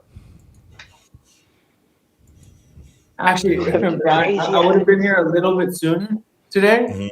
but when I was giving my boy his bottle before I put him down, he now got into this habit where he'll stuck on his bottle for a little bit, and then he'll lift it up and like put it in my face, and then I gotta pretend to take a few sips. You and have then to he'll go drink back it for a bit. Yeah, take turns. awesome. You want some of The this? whole Good bottle. shit. Good shit. That's cool. He's The sharing entire with you. bottle. He's like, "Dad's turn, my turn. Dad's turn, my turn." That's good. Yeah. That's It's awesome. like, no thanks, son. No thanks. Gobble up. I pretended. I go. Not bad. Yeah, you always gotta pretend.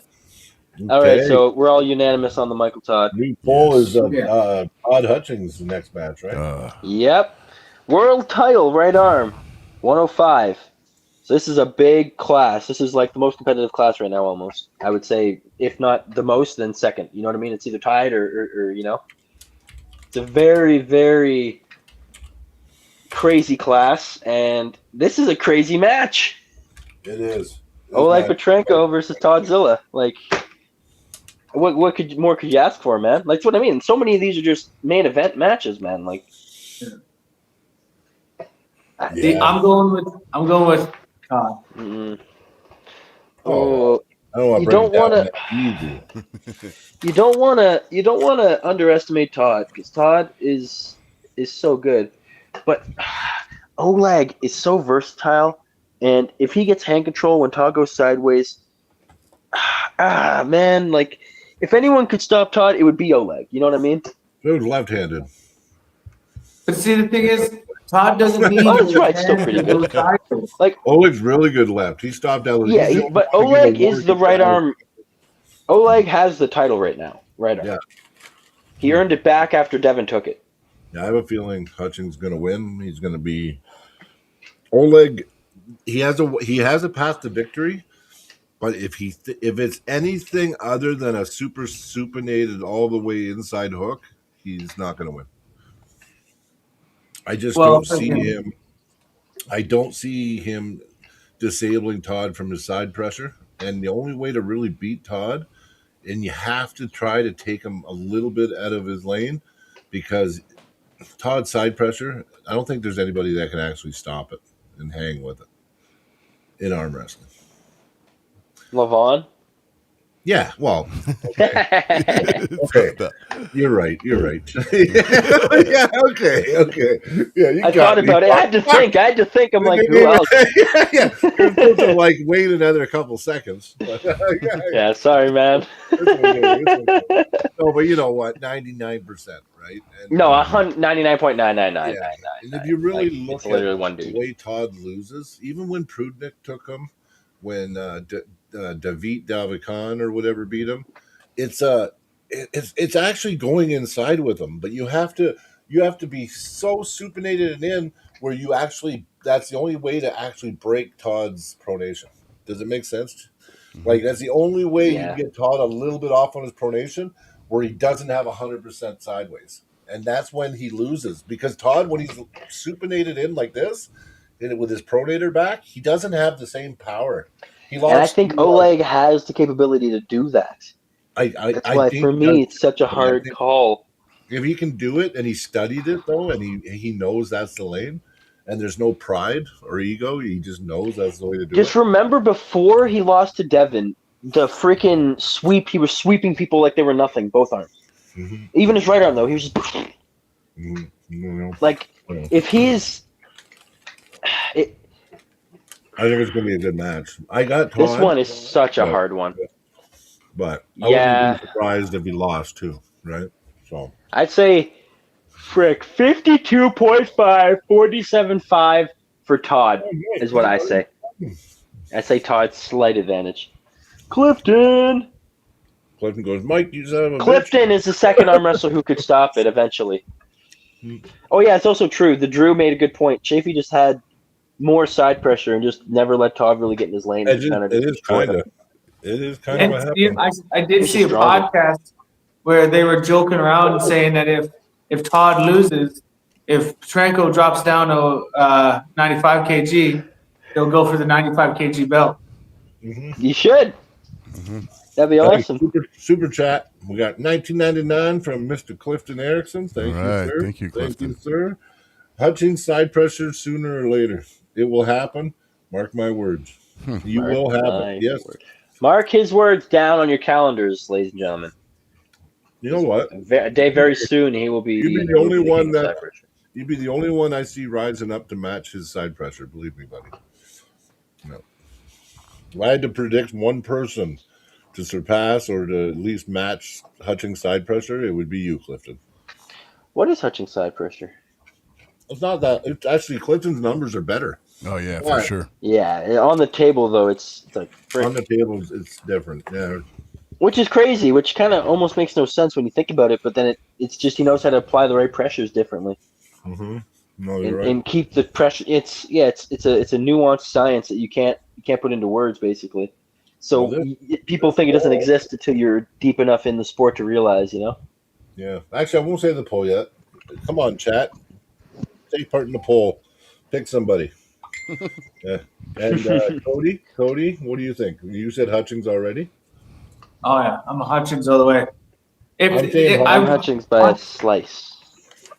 What's Craig you saying? know, I really, Oh, go ahead, finish, Cody. What you were saying. Oh, no. Yeah, I what, really what was that, Cody? Yeah, really get going on the betting aspect of it here this like next year or two, because all these matches, like I love it so much, and I don't bet because I know nothing about any other sport. Mhm.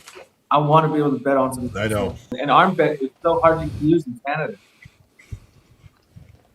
Stake Kings is easy. You just pick the name. That's it. It's $10 Yeah, but and you get back 17. Yeah. Yeah, but you got to transfer all your money to American money. You transfer it onto the arm bet because you can't you do don't. it. Right?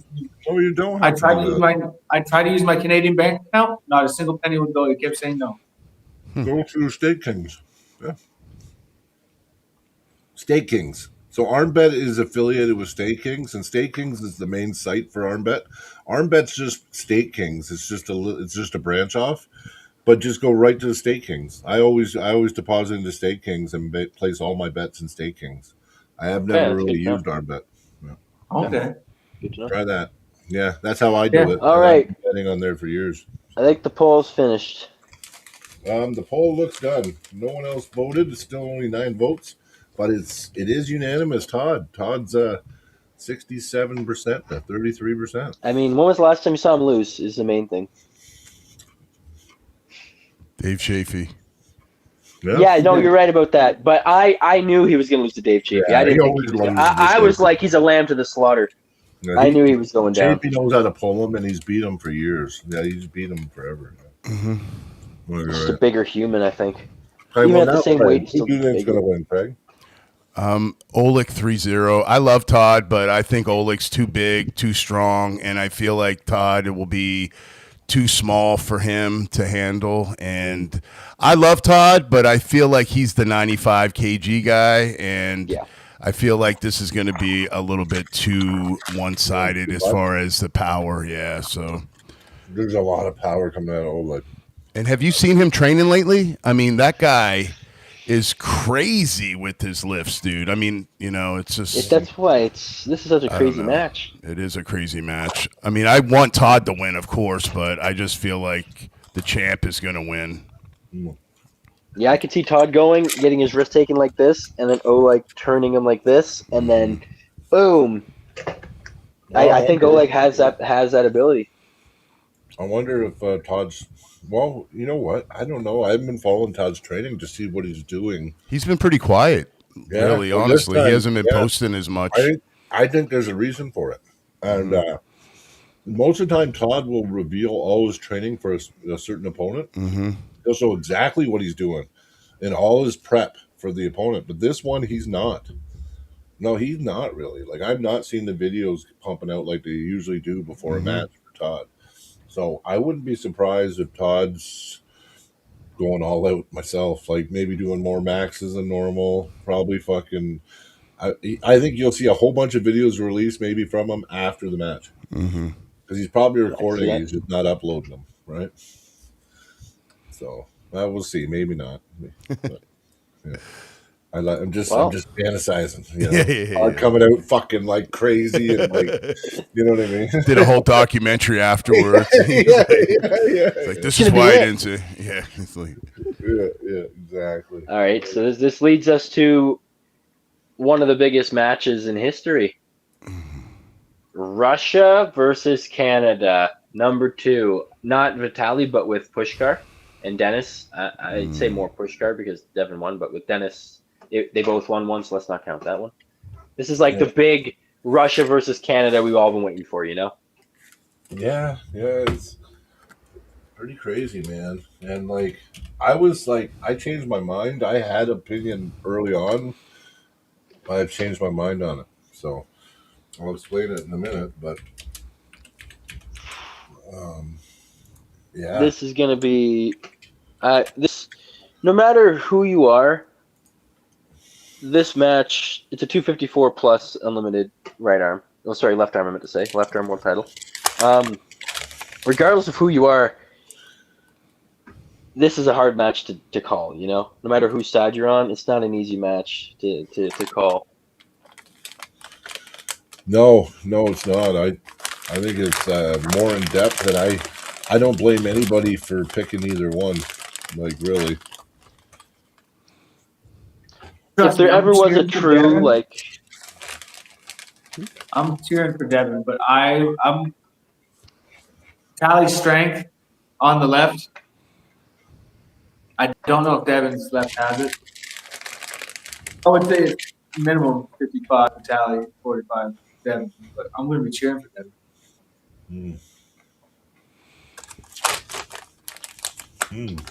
I'm not going to go first this time. I'll take a while to say it. Okay, I'll go. I'll go next, and then you can go after me, Craig.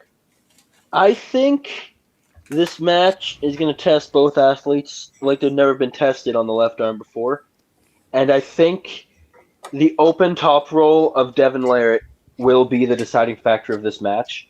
I do believe that when Vitaly goes for a flop, he will pin in the open top roll at least once. But if Devin can sink it in the perfect angle, I think Devin's gonna pull it off. I know it's. I think Devin's gonna pull it off, but I think it's gonna be like a war, an absolute war. It's probably best of 7. It's probably gonna be a 4-3, and it's probably gonna it's gonna be crazy. I'm like 51-49 Devin. Yeah. I was Right. Vitaly, but I Yeah. just see how beefy, dude. Devin looks like he just ate the old Devin. It's true. So it's like if there's any question about power, I think he's right up there now. I don't think the power is going to be off by much. I'm not saying he's equal with Vitaly, but it's going to be up there, so that open top roll should be able to exploit the difference. What do you think, Craig? Well, I'm drinking the high hooker Kool-Aid, and I think that it's going to be a shit show. Oh, yeah. And I think that Devin somehow pulls it off 4-3 in a mess. And I think, because on paper, Vitaly should just destroy him, right? So I don't know. I have this feeling that the stars are in line. This match came into, fruition, like kind of out of the blue. Like Devin got this match surprisingly. And I don't know. Something tells me that Devin is going to be the left-right world champion before the end of 2026 for some reason. And I think it's going to be if, say, Michael Todd, like this is what I said a couple months ago, and everybody said I was crazy, but say Michael Todd was able to beat like Levon. Levon's not 100%, and he can beat him in the King's move. That's a shit show. And then all of a sudden, Devin pulls Michael and wins, and then. You know what I mean? Like it just, I don't know. It's just, you see a path for it to happen. I just see, There are paths, yeah. yeah. So, but yeah, it's going to be a shit show for sure, and I think Devin might pull it off. Well, I'm going to say my piece now. So, a lot of people need to look at, when you make your decisions and you're making your predictions, look at each opponent's last 4 matches, right? And really think about it. And I'm saying this because if I think back to when Devin first pulled Kurdecha on the left, it was ugly. And Devin almost died and he barely won, right? But and Kurdecha, Alex, he was known as one of the top lefties in the world at one time too. I think he had a massive war with Morozov. Yeah, Morozov. Yes, he did. It was crazy. So, and that was for number 1 in the world now, right? Am I right? I think I'm right. Yeah, So, no, you're right. You're right. We've seen Devin walk away from that, knowing that his endurance wasn't up to par on the left, and that he knew that he had to work on shit. He came back. Not 3 months? 3 months later? 3 months later, he didn't only just beat Kurdecha, he made him look silly and killed him. Laughing at him, talking to him. Yes. Yeah, and Kurdecha's a guy that went up against Artem Morozov, and they had a fucking war, and that was for number 1 in the world on the left.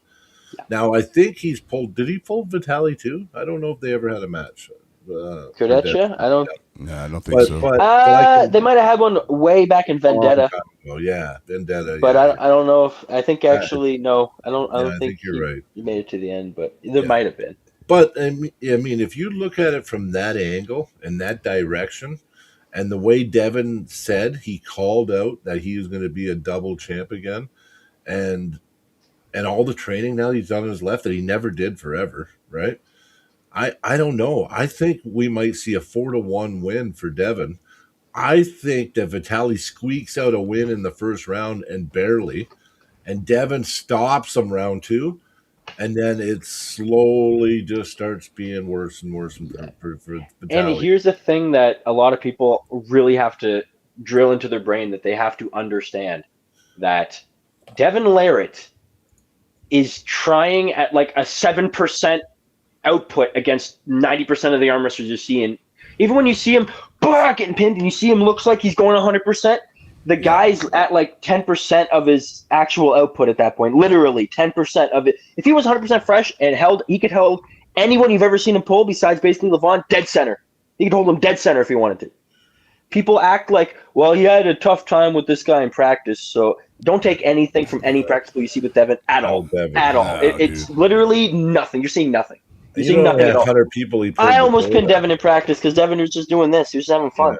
Yeah. It's not actually trying. He would have broke my arm 17 different places if he would have tried like 20%. Like Devin pulled our whole club. There was I counted. There was like 77 fucking people at our practice. Damn. He pulled all 77 twice or 3 times. In You one went practice. for 2 hours straight. He went for 2 hours without straight, stopping. like literally straight of people going 100% on him. Yeah, and This was 4 years ago. This is before the Levon match, the first one. Yeah, the first one. Yeah. Well, It was what I found was funny, he pulled all of us for 2 to 2.5 hours straight, sat down, had a water, got up, Had a pulled sandwich Matt, or something. Yeah, and then got back to pulling all of us again for another like hour and a half.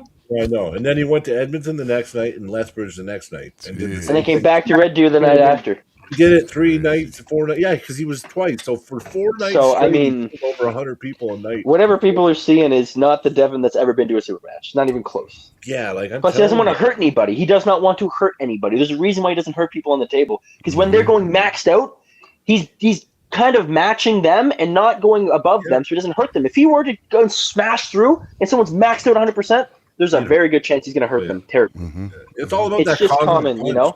That was Especially if when someone's really committed. If they're going really hard, he's not going to rip through them. Like, he was on that cosmic punch journey when we met him. yes. Like, yeah, all about many hands as possible, right? So, I mean, I really want that documentary to come out. Yeah, I don't know if it is. Yes. I don't know if it is. it's facts. Yes. Yep. No, I agree. I don't know, man. You know, the chat says here we got 14 votes. The chat says 79% Devin, 21%. 79 Devin.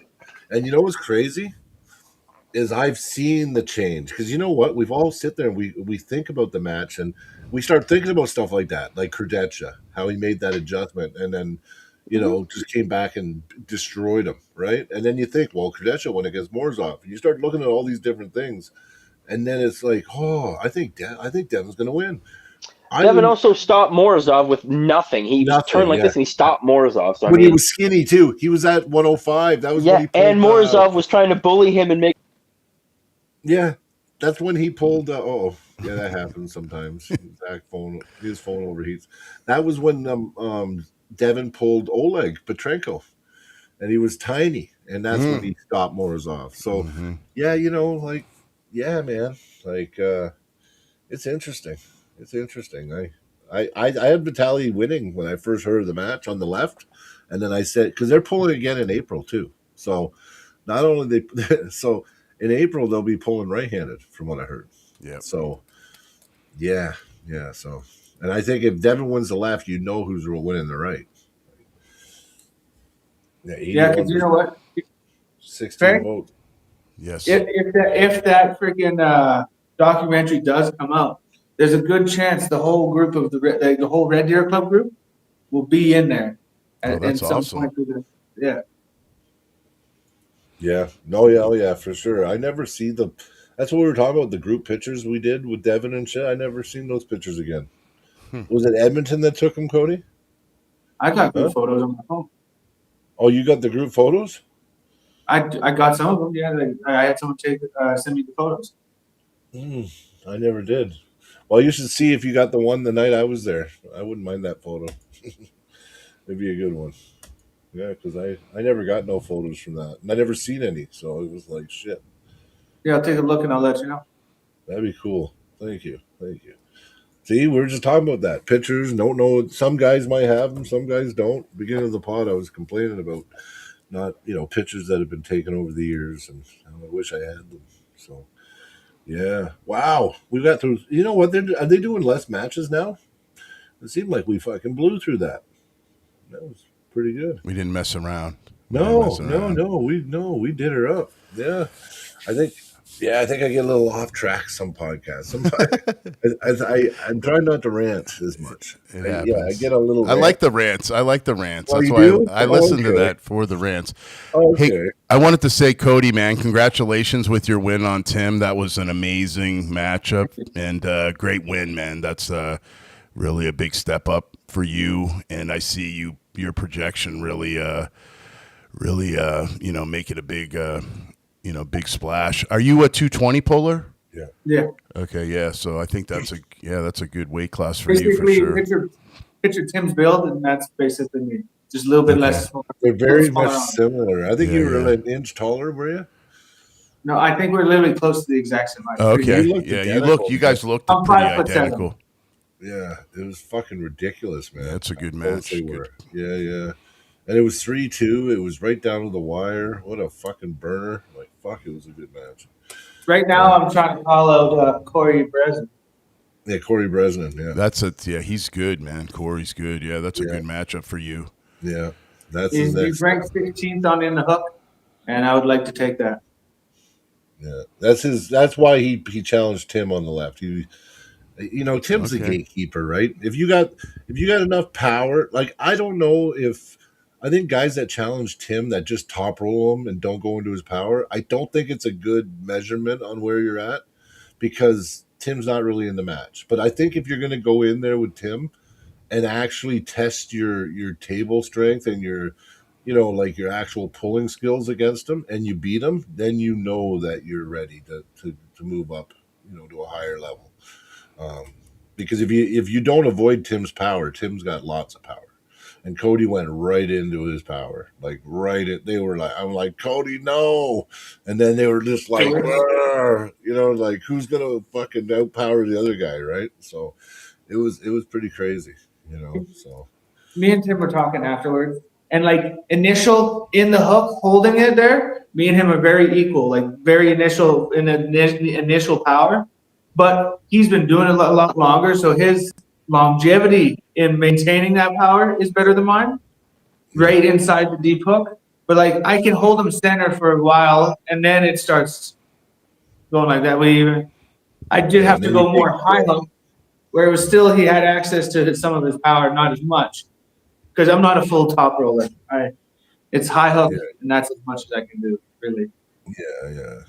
Well, yeah, but you've also changed. Cody used to be a flop presser, and then he switched his style over the years, and he built his strengths, and now he's moved from and it makes sense, Cody, from how you used to pull.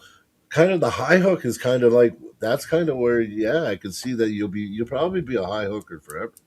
Well, see, what I find with the high hook is it works good with back pressure, and if someone does take me, it's an easy transition into an open hand top roll to a king's move. It's kind of like those three moves are all connected in a way. Like as you're going down this way, you can attack it into each. Well, if you start getting them with a high hook, when you start getting them, you can curve it in too if you want it. Yeah. Yep, you can. Yeah, because I high hooked. I was kind of high hooking one round against Chuck, and I could go in or out. Yeah. I do find that I find the high hook is probably the most versatile move. It is. Yeah, it's got to be. There's nothing with the transition possibilities like a high hook, because it's the best for back pressure, I find, and that's what I mainly am is back pressure. And see, the thing is, I couldn't really activate any of my back pressure with Tim, was because he shot right to the front of the pad and negated my back pressure, and it was quite frustrating. Kind of, I wanted him to fight me here. But you didn't have any pad to crank him back. I know. He kind of stole that from you. Yeah. I kind of want to do it on Mac table now. Yeah, Mac table. You get the extra Mac table is 10 by 10, and you get 1 inch on the front, but 2 inches on the back. So I still will have an inch extra of back that he won't have. Yeah, that is true, Jaron. In the hook rankings is all of North America, so us Canadians are on it. Yeah. So yeah, everybody, if you want to hit the top 20, you need to be found in the hook rankings, and you got to be chasing those motherfuckers in there, and then you can get noticed. That's actually probably a good step to actually getting known. Is hitting that top 20 list, because you're being seen all the time, because people are looking at that top 20, and then they keep seeing your name popping up on the top 20, right? So what do So you think? how close are you to the Corey match, Cody? Do you guys talking? Yeah, I've, they are. I've talked to him once. I've messaged him 2 more times since then. Just to it's only been like a week since I've messaged him. Mhm. But he said he was going to try to see what he can do to make it happen. But if he can't swing the one way he was thinking, I'd have to put money up for him to come down, like hotel and flight. But he was Okay. hoping that he could maybe wait. He said likes to travel, so he's thinking he might be able to get her into coming down as like a holiday or something. Oh, Yeah, nice. it'd be free then. Yeah, and it'd be a good match. He said he was interested. What do you guys think of that? Like, what do you think of Philip and Brian Shaw's training? Do you guys That's interesting. do you think it's real? Do you think it's real? Like, do you think that Brian's actually like beating these guys on the table? Do you think it's kind of like trying to build I up could Brian tell- a little I could bit? tell that Philip was laying down to Brian. Yeah, so did I. So Yeah, it that's was pretty obvious. Yeah, and he came to Florida, and I don't know. I got different data on Brian Shaw than what's out there on his YouTube channel. I feel like they're trying to build him up to They this. are, and To they're this, protecting and I him. like Brian. No, and he's great Yeah. that he's competing, but I don't know. I feel like it's a kind of facade. It's half facade and half real. So like from what I'm seeing and the people I've talked to, right? Because we know lots of people now.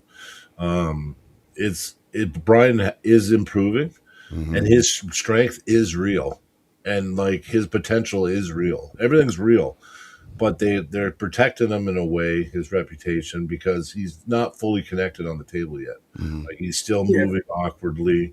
Like that connection. I'm sorry, you're not going to get it right away. You could be the strongest motherfucker in the world, but you still got to build. Like look at Smaev and all these guys. They're fucking genetic freaks, but they weren't just good at arm wrestling right away, right? Like that connection, that movement, that everything on the table. Brian's going to have to build that up. I think what they've done is backed him into a corner, though. So what I don't like is I don't think they should have done that. I think they should have fed him to the wolves right away when he announced he wanted to arm wrestle. He should have been fed to the wolves the first year. Like, no, I'm talking tournaments. Listen, tournaments. He could have done 4 or 5 tournaments, and the reason I say it is because no one would have judged him on his performance. No one, if he never arm wrestled before and he got thrown in there, even as a big guy, we wouldn't have judged him, and he would have got the necessary experience needed. Brian's not going to see a tournament table. Brian's not seeing. He's practicing with all these people that come in from here and there, and they're doing shit on the table and this and that. But you need that reps. You need those reps, those ready goes, that competition. I don't care who the fuck you are.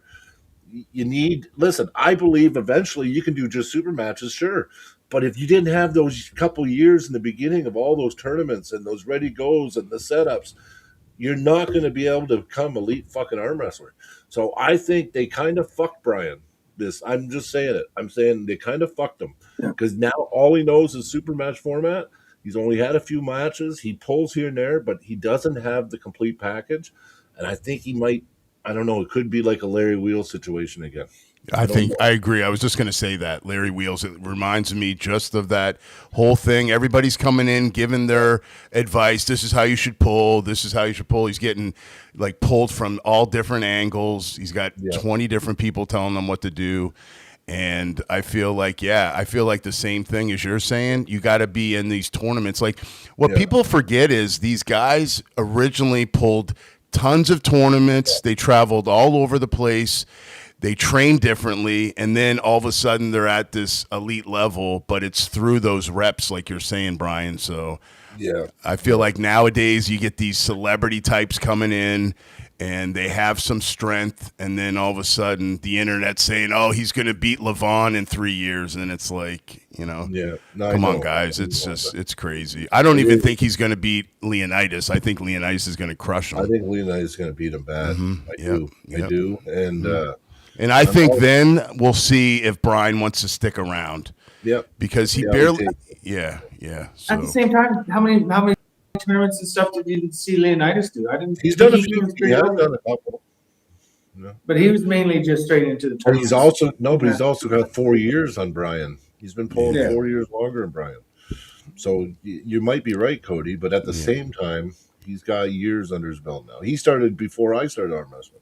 I am glad that he came back though after that Well, little with hiatus Devin, clip that he did. After He had a getting war beat with by Devin. Brzezinski.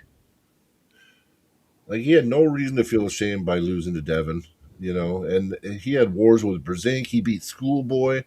Man, the shit that Leonidas did, man, is fucking top notch world level. So like losing to Devin, I think it was a little baby move, kind of like backing off, Yeah. because Devin would have done that to anybody. Yeah, Devin does that to most people. So far, the only Yeah. one he doesn't do that to is Levon. yeah, basically. on Yeah. arm, Brian can still do it on his own. Like Auden spent years and years and years. Yeah. Auden was doing tournaments as a tiny little toddler. Yeah, dude. He's Yeah, been he- arm wrestling since he was probably walking. Like Yeah, his like, dad is, you know how it is, dude. Like those kids, they've been pulling all their lives, and now they're kind of going out on their own now, and that's what we're seeing with Autumn and Milo. I mean, I don't know. I just Yeah, still wish round that they robin would've- might be good for Brian. I think a round The thing robin. I say about Auden and Milo is I still wish that they would have got where they are off their own merits. They really Yeah. didn't.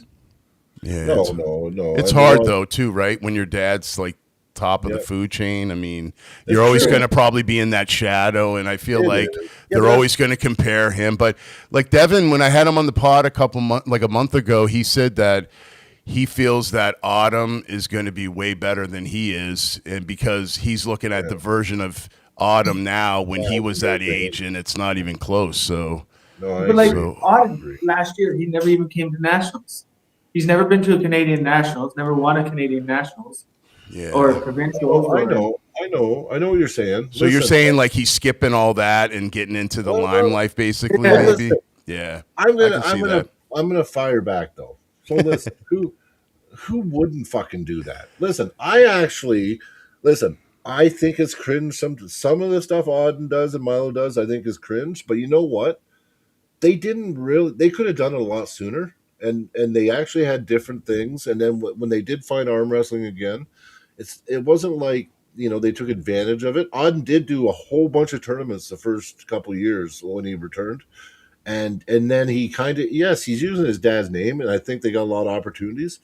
But like you can't beat him up too much for it, because who fucking wouldn't do it, right? Like we all would, right? And I've heard Auden even say, like, listen, I know because my dad, because he said I watched him on someone's show, and he said, like he goes, but I really love this sport, and I'm trying really hard, and I don't pull like my dad. I'm a lot different than my dad on the table. I get that. Yeah, That- and, he as, explained it. but as a Canadian, build yourself up. Come Yeah. prove yourself against Canada. Come to nationals. Oh, I agree. Win your provincials. Win their Canadian nationals. Go to the worlds. Win worlds, Oh, I and I or think he even should do place at worlds. Yeah, and I think he should do that too. And I think that would only help him. I think it would It just. would give way more legitimacy to him. I would say. I would think. I agree. Yeah, I agree. I agree with that too. Yeah. Yeah. To move through provincials and then win a Canadian Nationals is some serious fucking shit. Like, it really, really is. Like, our level is very, very high here. Like, I don't know if the whole world really knows, because we don't have government funding. We don't have access to like international level competition much, unless you're like, you can do it, you save like some guys do. But like, we just don't have that access. And you guys, you in the States and even the rest of the world, they don't have access to see the pullers and the talent we have in Canada, because our Right. Canadian nationals, like anywhere from 7 to 1,100 people every year. You know what I mean? Like, yeah, and you're getting the best dudes from every province right across this whole country. it's one United Nationals too, right? It's not like in the States where you got 3 or 4 of them. Yeah, running it's things, watered right? down. Yeah. Yeah. It is So for this year. Maybe next year, not so much. yeah, we're gonna have 1 year 2 nationals because of WAF and IFA. Yeah. So we got one watered down year. So I feel like Canada, man, the pullers in Canada don't get the notoriety that they should get. You That's know, how I feel. it's incredible because, you know, I've been watching the MAC events and I'm seeing these guys that I'll see like periodically and I'll be like, holy shit, that guy's amazing. Like, and, you know, I feel like even in the hook rankings, there's hardly any Canadians there because they haven't beaten any guys that are on the list supposedly or whatever, but could be better than them. And then I feel like when you got guys that have been on the list, the top, say 5 guys that don't even compete anymore, they just do East versus West. You don't even get an opportunity to switch around those. You know what I mean? Like, you know, I like Paul Lynn and I like all these guys, but they don't pull at these events so that no one can really get a shot at that number 1 in North America type of ranking. So I feel like if you're going to be with East versus West, maybe you should be taken off that list and just put on the East versus West list. You know what I mean? So other people have an opportunity to at least be ranked, you know? I agree with you. And you know what? We kind of did that here. You know, we did do it here. Right, Yeah, Cody? we did with Matt. Matt's not on the Matt's not on our rankings. He's on the overall. Mm-hmm. So we have an overall. It doesn't. It's no weight classes on it. It's just the overall. Matt's number 1 on that. But as far as the number 1 super heavyweight, Josh Bellin's our number 1 super heavyweight. Right? Like, oh, and that's funny too. We talk about not being able to pull you guys down there. Josh went to that Colorado tournament. He had Mega Mike, and he fucking just crushed him. That's like, what I mean. Like, and we just know Mega Mike, but we don't know Josh. Like, Josh is on the rankings now. He's yeah. Or something, but well, even that, if you look at the bottom of the list, there's people like I was going through the 220 list, and I was like, I was going to pick more towards the bottom, and there's like 4 people on the bottom that haven't pulled for like 5 freaking years.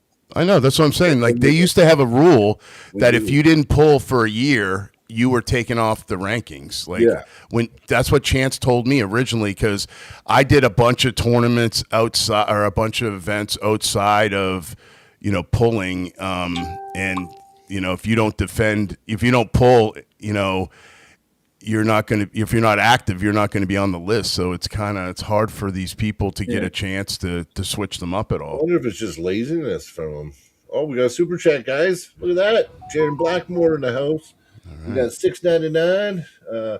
That's what I was saying, Brian. I think in the hook rankings is kind of a bullshit rankings. It is. Because if Canada was actually in, you're right. I agree, bro. 100%.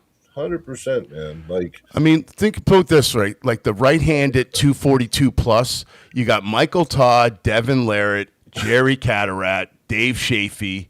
Okay, like those guys, you're never going to have a match with those guys. So Corey West is always going to be 5th. Like he's never going to be number 1. So, and it's not fair. Like it should be changed. And then I'll go down to the 220s.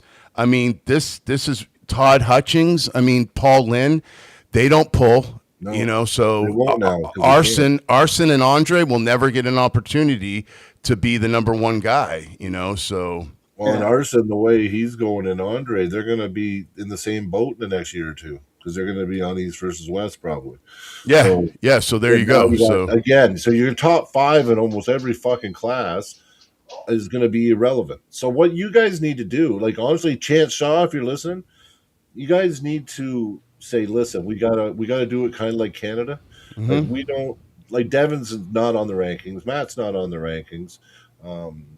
You know, there's a lot of guys not on the rankings here. Actually, there's some other guys too, because we consider them elite pullers. Yes. So they do not count on the rankings. And I think once you make it to East versus West and you're competing on there consistently and you get contracted and whatever, I think you need to be removed from the rankings. Yes, I agree. And we will agree that you're elite, right? Yeah. You're a world champion in East versus West. That's you're right. the number 2 guy in their ranking. Yeah. And then because like Michael Todd and Devin, I mean, they shouldn't be ranked in the hook rankings, and then in the East versus West as well. Like, it just doesn't make sense to me. Well, But even Dave Chafee, who's the fucking gonna rip through Dave Chafee? no one is No like one. No so it's kind of a standstill. So Corey West, Austin Jaggers, the Tim Yeah. Bresniks, the Chance Shaws, they're just going to stay right there. They're never going to be able to change. It's gonna So be gatekeeper. They're just gatekeepers to nothing. Yeah, I know what you mean. yeah, Yeah, and like at the same time, like if I think as soon as you become a contracted athlete, it doesn't matter where you're contracted to. If you can't pull someone calling you out on the rankings, yeah, then you're not on the rankings. yeah, I agree. You got to be able to defend that. Like it should be, they should have a rule on there. If someone's one below you, then you have to accept the super match within 6 months. Yeah, I think they've been really, a lot of people have been talking about that, Cody, about like, you need to accept, because if you deny it, you're like, oh, well, I'm not going to be there at this. You know what I mean? You pass up on a few matches, then eventually, it's hard for these guys to really make it into the rankings at all. So, Yeah. and I feel like a lot of guys protect the rankings, because I remember one time, like, I beat Doug Allen. I was ranked 8th in North America, and I was like, oh, my God, I'm 8th in North America. And that just, I wasn't the guy that should have been 8th, right? So I was trying to protect that ranking as much as I could. And then it's like I didn't pull as much. So it's like, it's one of those things where I think sometimes people – they get hung up on the rankings, and then they get to a point where they don't want to pull anybody because they want to protect that, and it's not fair to the other guys that are trying to climb the ladder, so. Well, there's a guy on the 220 list named Cody Haga, I think it is. And at the very bottom. Yeah, left-handed. Mm-hmm. Apparently he hasn't pulled for like 5 years. Who is it? Cody Haga. Oh, Cody Dollar? No, Cody Dollar's another one where apparently he only pulls in his state. He doesn't travel anywhere. And then Cody Haga, which is I think the next Cody down. I see Ryan Bellinger and then Arson and then Seth Barnett are the last two on the left. Okay, good. There's two Codys down on the bottom there somewhere. Okay. Cody Bresnick and Cody Dollar. Is that who you mean, or? Okay. There's Corey. Here, one sec.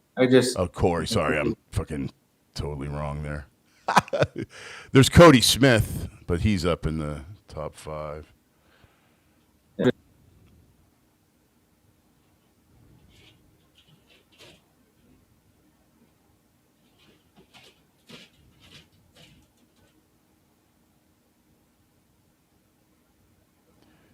Yeah, I think like after a year, if you don't pull, maybe you should probably be taken off.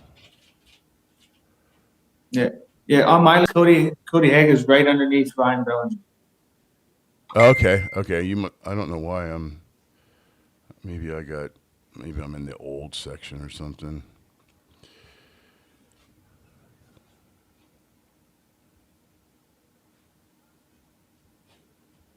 Huh. You must have the updated version. I don't. Maybe yours got updated and someone else is on. Okay, yeah. Now. Huh. Because if someone else got, then Ryan Bellinger would have went down to number 20. So I got Ryan Bellinger 18th on this list, and then Arson 19th, and then Seth Barnett is 20th.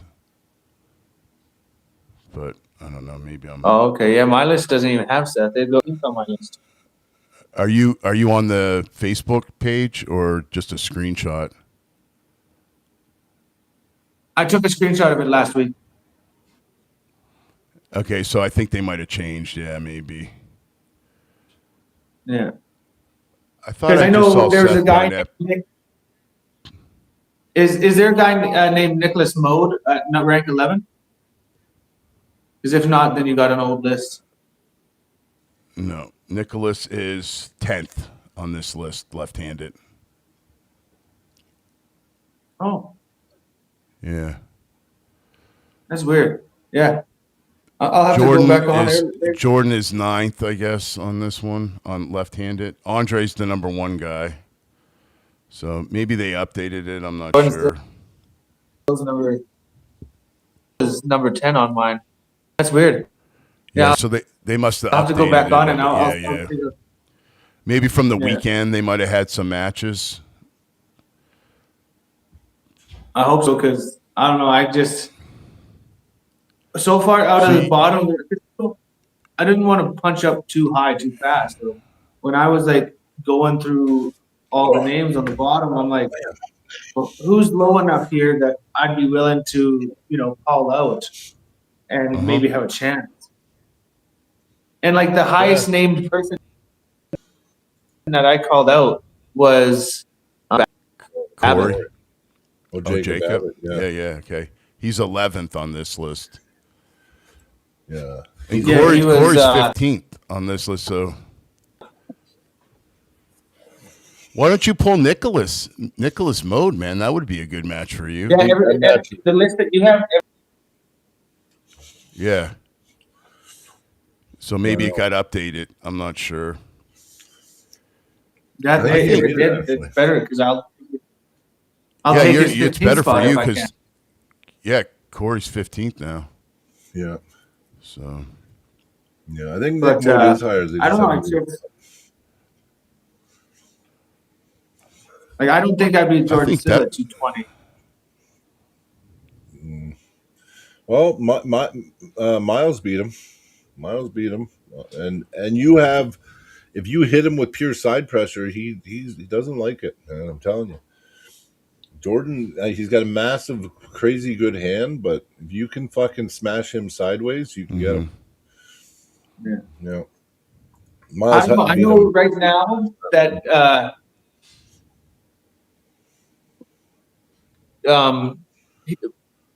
it's which one do you want up? Julian Smith.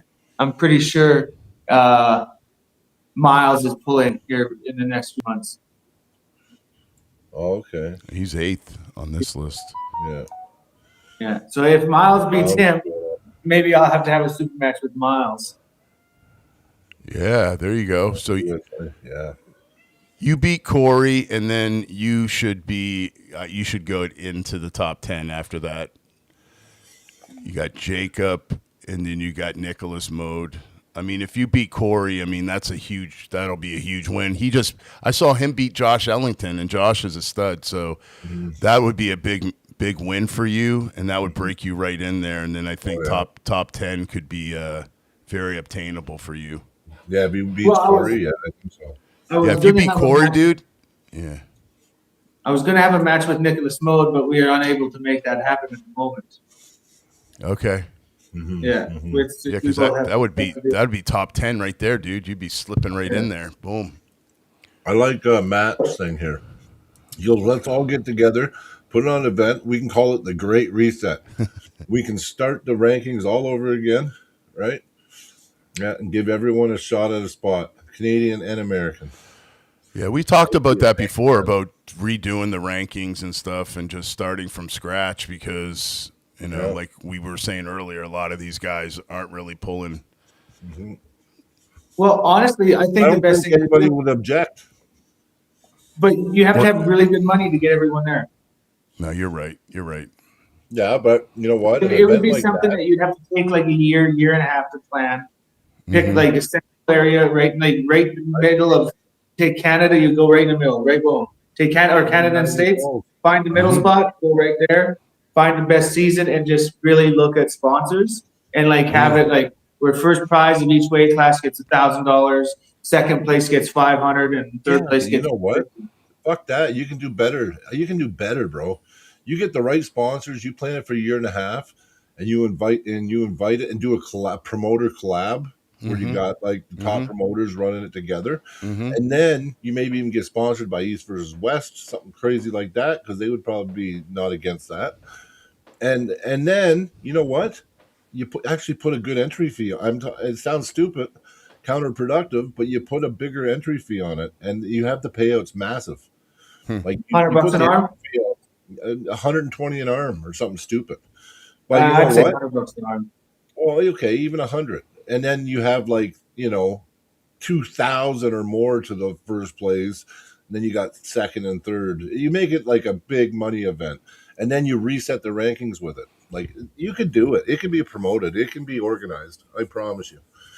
That would be a huge For a event. fact. That'd be, that'd be, It'd be that, you know, fucking huge. I would bet it'd be a 2-day event just to go through with how many people that would show up if there was that kind of money. Well, you'd have that kind of money, but you'd also have a chance of a clean slate in the rankings. There's a lot of guys that would really appreciate that. And if it did, like, if you did a 2-day tournament, just do all right hand one day, all left hand the next day, because then everyone's getting at least a day to reset their nervous system. So when you go pull with the other arm, you're more fresh. Yeah. Do you imagine the shakeup though? I bet you any money the rankings list don't look nothing like they do now.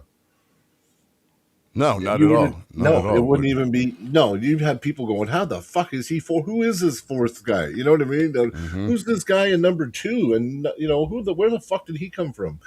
You know what I mean? It would be fucking crazy. For an event like that, I'd also go with like a 3-tier system instead of 2-tier. 3-tier. Well, because I feel like it'd throw more upsets, and it would be more. You have more chances to actually prove yourself. Say if you just get a shitty matchup, or Oh, you're talking about like a triple elimination. yeah, Oh, okay. Yeah, you could Instead do of, that. like- Nationals Yeah. used to be a triple elimination at one time, and they did it for that reason. Canadian Nationals ran. The Canadian Nationals for years ran triple elimination, and the reason they did it is because they knew, because you have the best people in the country, and because brackets can be, it's going to be the best from Alberta against the best from Quebec. They knew that it was going to be hard on everyone, so they made it a triple elimination for many years at the Canadian Nationals. So I just feel like it works.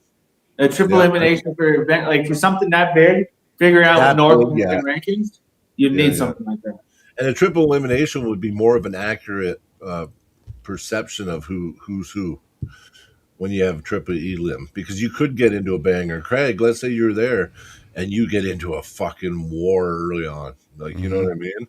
I'm And done. then the next match, you could actually use it as a strategy and just conserve your energy. Yeah, And no, that then- makes sense. Yeah. And the brackets are going to be bigger because it's going to be like 20 people a bracket, right? So you're going to give yourself that 15 minutes before you even got to pull again. Like, you know what I'm saying? There could be some good strategy with that. You could have a banger and still recover and have another banger. Like, you know what I mean? So Yeah, that makes sense. it's Yeah. exciting. I start It is fantasizing exciting. and shit, getting Yeah, all yeah. getting hot and bothered here. Yeah. I don't know. I think the triple elimination with big money prize. I think you get most North American pullers there, especially if it's right in the middle. Like you find what is the middle of between Canada and the States. You go right there, right in the middle. We connect all the way along, right? Like Canada, US, we're got a big long 3,000 mile stretch where we connect, right?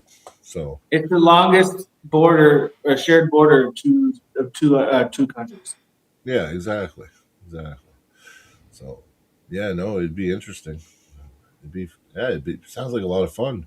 And you know what? The money would be the icing on the top. So like the rankings, I think you'd get so many people based on the fact you're resetting the rankings. But then you'll get the guys that'd be critical, be like, "Oh, well, I'm fucking 7th. I don't, you know what I mean? Why do I want to redo the rankings?" But then they go, "Well, fuck, there's $3,000 to fucking first place. There's 1,200 to second place. There's 7. Shit, I'm gonna go kick their ass and win $3,000." You know what I mean? And some people do think that way, right? So, yeah, I think it'd be like an old tournament that you see like John Brzezinski go to. You know, like back in the day, he used to actually fly around to specific tournaments that had good payouts. That he would go strategically to those events. Yep. Right? Like, why couldn't we get back to that again? Like that would be something. That would be know? something. Yeah, that would be great.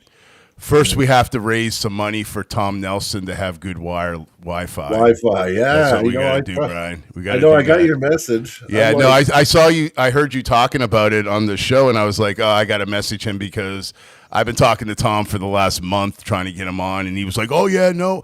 As soon as this match is signed with Chance, I'm going to come on. And then he texted me like a couple days ago and said that he has shitty Wi-Fi, and that's why he never does can't any. use his phone. Like he doesn't have a good phone service. I don't think so. I guess where he's at, he's in the like kind of in the weird he didn't get area. the So. 5G and shit. Like, dude, you could go to McDonald's, man. We could just do the interview there. Like, because, yeah. dude, back in the day when I used to do Arm Wrestling Nation Radio, I have him on, and he would be arguing with the guy Robert Drank was doing the UAL, and then Travis with him would be back and forth. Oh yeah, Tom's got energy, man. Oh, That's dude, what we're missing out on Tom Nelson for this build up with Chance. I want to hear.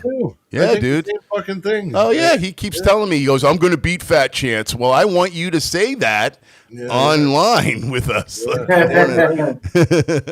We're missing Tom. You know, Tom Nelson used to be like a fucking character, man. I'd watch. Dude. You know what?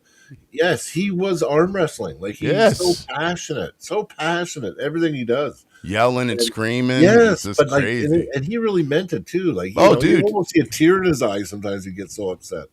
You know, it's like, you know how many times him and his sisters would get in fights at the friggin' arm wrestling events?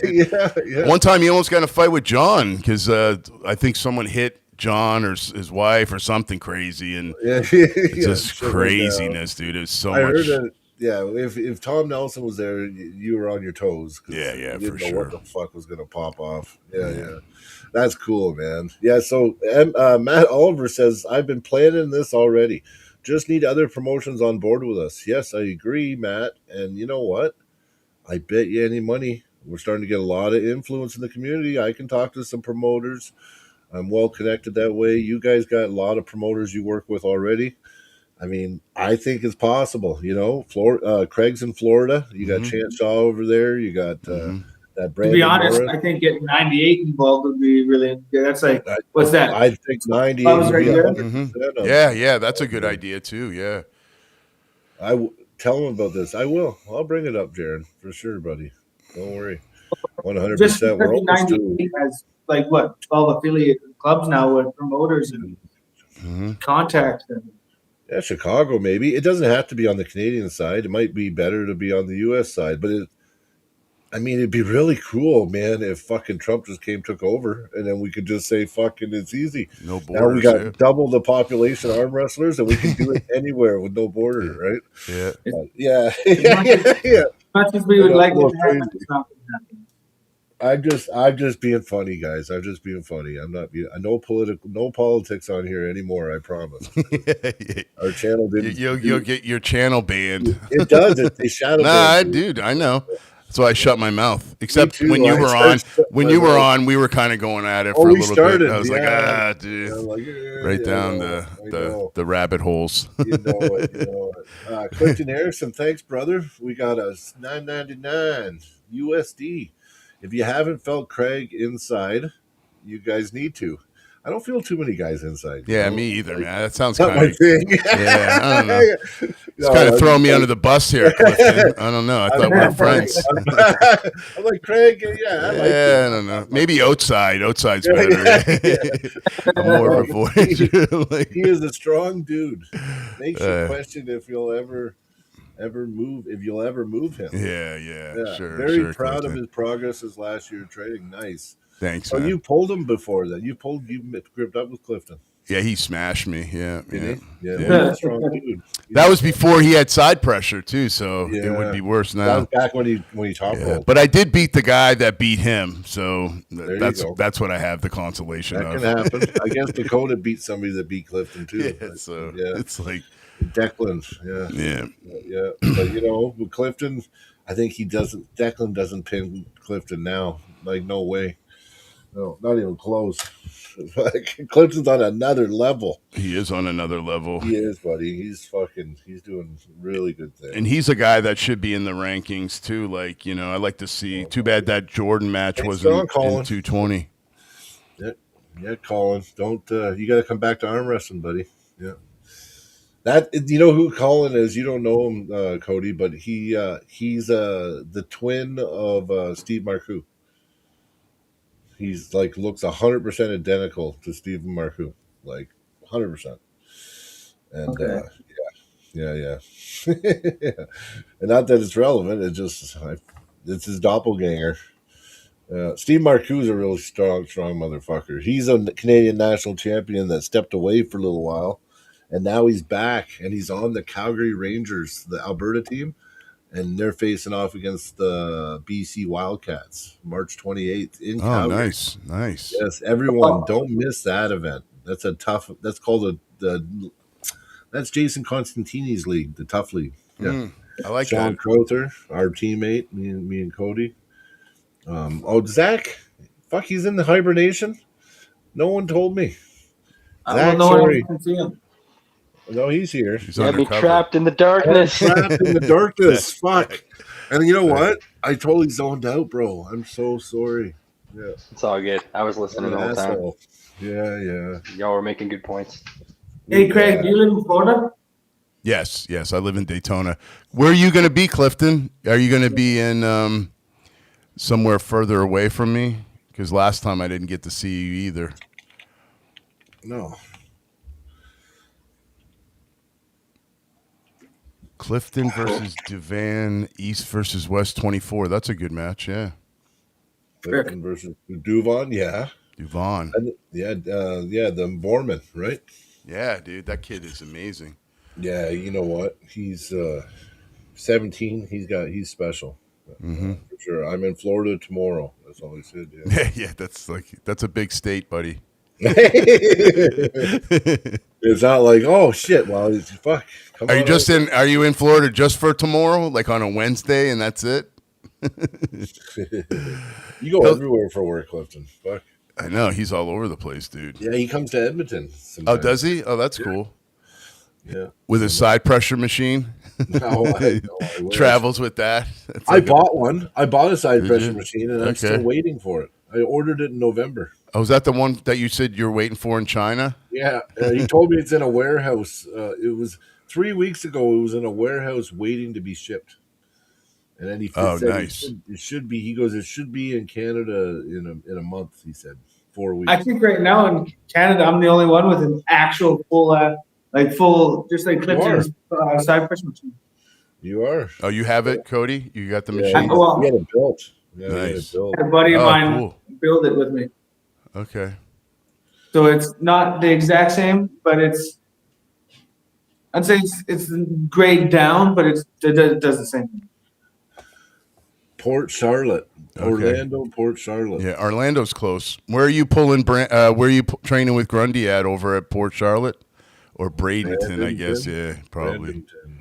Private jet, bitches. That's what. Private jet. Clifton. Yeah. Oh wow. No, I was just kidding. Oh shit. No, I thought you were Come serious. on. Yeah. I thought he was cool like that to get a private jet. Yeah, me too. I thought he was with some business exec or something. Yeah. Both. No, but he's flying economy.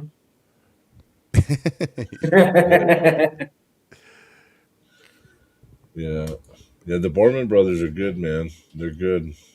I'm very impressed by those guys. Well, this one here, Vienna, is a big event. It's going to be one of the biggest ones. But, I'm already looking past it and thinking about how big Germany is going to be. I think when they go to Germany, the next one's in Germany, that's going to be, I don't know, all these events they're doing now, they gotta be doing good now.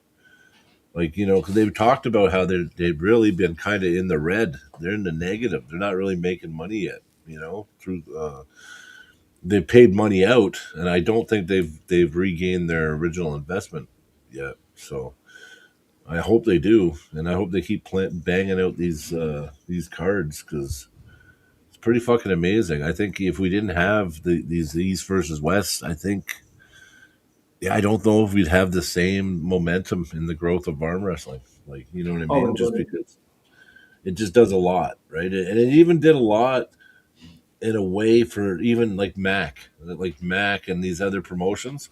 It was kind of like good for all the other promotions because it kind of paved a way that and showed that hey, you can make something and be and bring arm wrestling to the next level, right? So now you see Mac doing their own thing, and it's not even the same, right? It's a different table, different rule set, everything, and now they're growing, right? And you got these other global elite. Well, I guess they're with Mac. You got well, Knuckles Up shit now, right? Is gone. Yeah, they're gone. Yeah, well, you still have other organizations doing good things, though, right? Well, like you got last Montana weekend, Army. the Navel. Yeah, that's what I'm saying. Yeah, they're doing wicked, And now Josh Wilson is announcing little arm benders. So he's going to do, because he only does one arm bender a year. So that big event Clifton was in and everything, he does that once a year. It takes all year, and he plans it, and he puts his heart and soul into the event. I mean, we've seen the outcome of the event. It's amazing, dude. Awesome. Amazing. Yeah, so he's going to start doing little arm benders throughout the year. Okay. And he's going to call it I think he's done one already, but they're going to call them little arm benders, and it's just going to be like a big practice, but they do like fucking 5 to 10 super matches. You know what I mean? And I think it's cool because it allows him to see the talent pool. He's still providing super matches throughout the year, and then some of those people that do really good there, now they can get a big. He's kind of making a farm league to get a match on his big card, right? So, like I said, he got 167 requests for a match that I counted. Yeah, At the last one.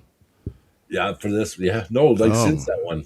Since that one, everybody wants to pull on it. Yeah, that post he put out. I saw that. Yeah, I was like, like people went nuts. I know. I'm very fortunate. Thank you, and anybody that kind of, rooted for me to get a match.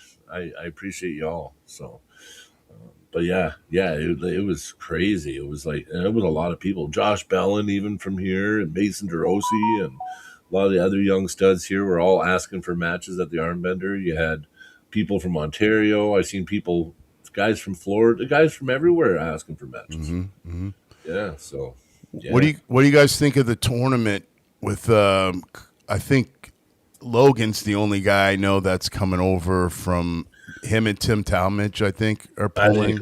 I think Logan gets smacked. Do you think so? Yeah.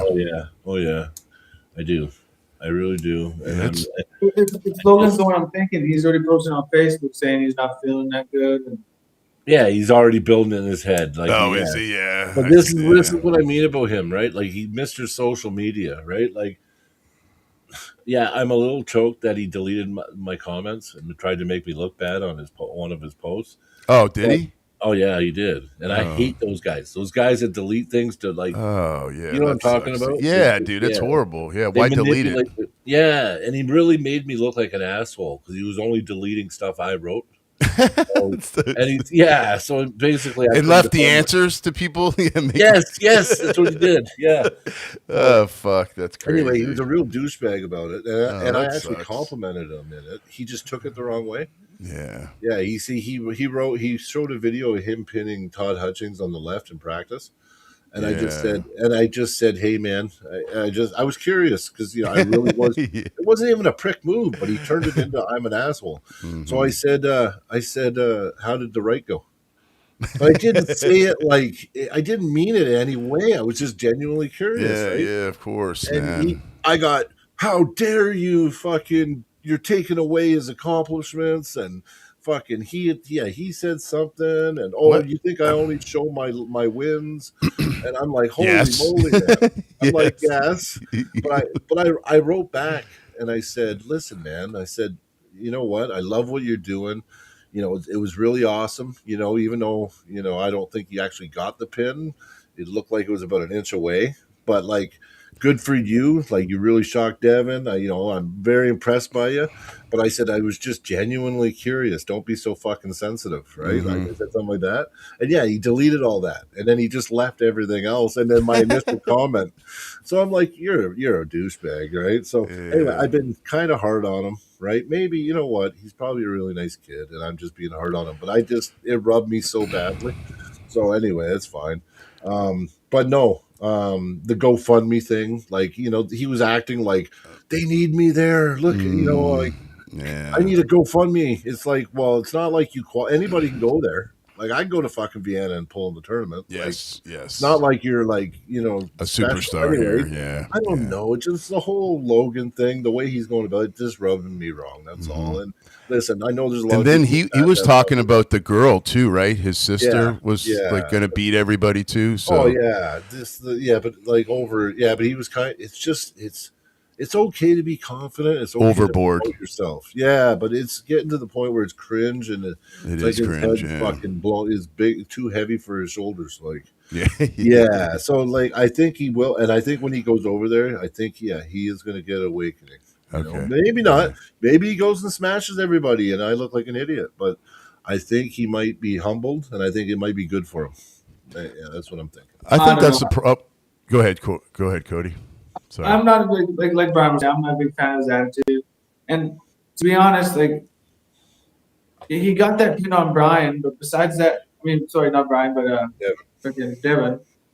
But what else has he like? I haven't seen much else of him, really. He beat Jeremy Parker, but Jeremy was up 2-0, got injured. So He lost to Wayne Withers. yeah, oh yeah, exactly. So, and then before that match, he was saying he was going to crush everybody. So, like, Yeah, but the thing about arm wrestling is that's annoying to me is you get all these new guys that come in, they post practice videos and wins, and then they blow it up to like, oh, look at this. And people go, oh, I don't take anything out of practice wins or whatever, right? But they're posting the shit. Like, that's right. and there's a couple guys out there that are like that. They'll get a win on, say, Matt Mask, you know what I mean? Like he's been pulling fucking 12 hours and then all of a sudden they get a win on him or whatever. And they got to post it on social media. Then they got to blow themselves up. It's called fake confidence. It's like this fake confidence that you're building up. And really what you should do is allow your what you do on the table in tournaments to speak for itself, and that's how it is. And everybody falls into that category. I did when I first got in the sport. I beat some name guy, and I was like, oh, I'm the shit. No one can beat me. And then 3 weeks later, I'm getting crushed, and then all of a sudden, I'm like, okay, this is a reality check. So I feel like it all works itself out. I think he's young too, and I think no, that's it. He's just full of piss and vinegar, dude. He's just, that's what it is. So. He's a nice guy for sure, I'm sure he is. But it's just on social media you can get a different opinion on people. I feel like so. I think so too. And I do hate GoFundMe's for fucking arm wrestling, dude. It's so annoying. It's like earn your money, stop looking for handouts, and fucking get a job, dude. You know what I mean? Like it's just fucking nonsense. Like GoFundMe's are meant for like people that can't cover funeral costs or someone lost their house and shit. You want to go to an arm wrestling tournament? It's just kind of it's really nonsense. It's fucking and who supports that shit? Like you know what I mean? Like you got to beg for money. It's nonsense. I'd be embarrassed as a human being if I had to post about like, hey, can you send me some money so I can go to Canada and have a super match with Brian? You know, like fucking, it's like, exactly. How entitled do you have to be? And I'm not saying him in general. I'm just saying overall, I fucking hate it when I see that shit. It's garbage. I know. And I agree. And I mean, that's why, you know what? I hope, and then some people are like, well, fuck, you get back to, I don't care what gets back to this kid. I hope that he does see that it's a little cringe and he just lays off a bit or maybe approaches it a little differently. Like he what did he do? Posted on Facebook the other day, waking up, talking about the calories he needs to eat right now for breakfast, and he's sitting there and he's just like eating. It's like he made a video just today about taking a shit and walking in on someone while he was taking a shit. It's like I don't get that. And then you're so big you can't fit in the seat. We're going to move you here. It's just like, okay, I get it, dude. Like you're happy and excited. You're traveling and you got to promote yourself. No, I get it. And I get if he does well, then who knows, like whatever. Yeah, but I just wanted to do it differently. I just want to listen. We all promote ourselves and we all post shit. Yeah, for sure, dude. People think I'm a dick. They're like, oh, all you do is post shit about training and stuff, but it's just fun. I'm too, right? Yeah, whatever, right? Well, Like I even talk about like some matches that I lost.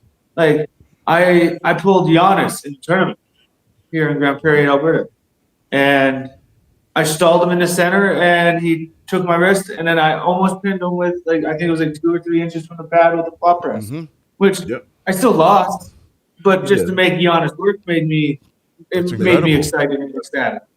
Of Yep. course. Yeah. But you weren't posting the next day and saying, "I'm the greatest. I'm the That's what I was greatest." gonna say. It's Yeah, like- that's what I was gonna say. like, Yeah, I'm the greatest out there. It's yeah. like, And then when you look at the video, I went back and watched the video because I wanted to really see the pin and everything. Like, and Devin said, "Good for you, kid." Like, Devin just didn't realize he was that explosive. So he was sleeping. But when you look, he actually stopped it, and Devin really didn't get pinned. Actually, like I was and Devin doesn't care. But he doesn't Devin's care. Like, He good doesn't for care. you. Like he's Yeah. like, fuck yeah. Like of course he's happy for him, right? Like wow. You watched the poll afterwards. He was just holding him, right? Like, but it was just he caught Devin off guard, and Devin like, wow, you had way more than I thought you would have. Like good for you, right? But then it just gets like, oh my god, he pinned Devin. It's like now it's everywhere, and it's like it's just like, oh. I don't know, but like I said, you know what? Good luck, Logan. Yeah, for sure. Good luck, man. We'll be cheering you on, and we hope you're successful for sure. Clifton, if you're gonna send me that $50, man, just give me a super chat the next time I'm online. Oh yeah, that's my GoFundMe. Oh yeah. Courtney Hike, yes, I watched you training with Devin. I seen that video. That was awesome. You're looking really strong. Yeah, and yes, I seen you pinning through Devin. Yeah, it was pretty cool. Cool practice. It was just Courtney and Devin pulling that I seen. Yeah, that was incredible. She's a beast for sure. She's a beast, yes. A beast from the east. Beast from the east. Yeah, because I'm out west, so she'd be east, so it's kind of cool. That's right. Beast from the east. Courtney Hike. Is it hike or is it huck? Or I've always said it. I don't know. I think it's hike. I think that's how I hear everybody say it. I think it's hike.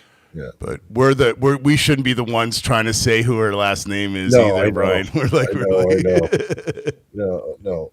All three or four, everyone I know, I messed up their name. Oh, me too, dude. It's terrible. I'm a hacker, or no, the butcher. I'm gonna butcher your name. That's what they call me. Yeah. Look, my biggest thing is forgetting people's name too. Like I remember your face for the end of time. Mm-hmm. But unless I'm saying your name all the time, it goes. Yeah. Me too. Yeah, you really do forget, Cody. Yeah, I'm. With so do I, though. Actually, I'm not that bad. I usually remember. It's last names. I'm just bad with last names. Yeah, me too. First names. My whole life, my memory is really shit. Like I have really bad memory. Wait till you get older, dude. It gets worse. Yeah. Don't say that. I don't even remember how to tie my shoes. Yeah. You remember some things really good, actually. The other things, it's just the way you're wired. That's all. Yeah, for sure. You know? Well, I have pretty bad ADHD, so and I don't take anything for it. So if I care about something, usually I can remember most things about it. But even like arm wrestling, I care about arm wrestling, and I only remember maybe half the arm wrestlers' names.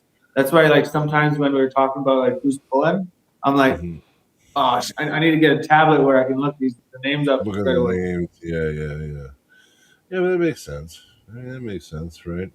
With ADHD, it's hard to stay focused on anything. So, like, you probably don't like. I have. Well, I don't know what I have. When I was young, they didn't have ADHD when I was a kid. They called it ADD, and then they just gave us Ritalin. And there's still ADD. I remember. Yeah. Hey, Brian, ADD is just attention deficit disorder. ADHD is hyper attention deficit disorder. No, I know that, but there was no terminology for ADHD or diagnosis when I was a kid for it, so I could have had it. Well, apparently now there's one called CB, where it's kids that have that are act negatively to people in charge. I'm like, so every kid ever? Yeah. They got a diagnosis for everything. It's like, it's crazy nowadays. Crazy. Well, you know what? I say that's about a wrap, guys. I'm getting real tired. Last 3 days, I don't know my energy. I gotta figure out what I did, doing something different because I've been really low on energy the last 3 days, and I'm not like realizing why.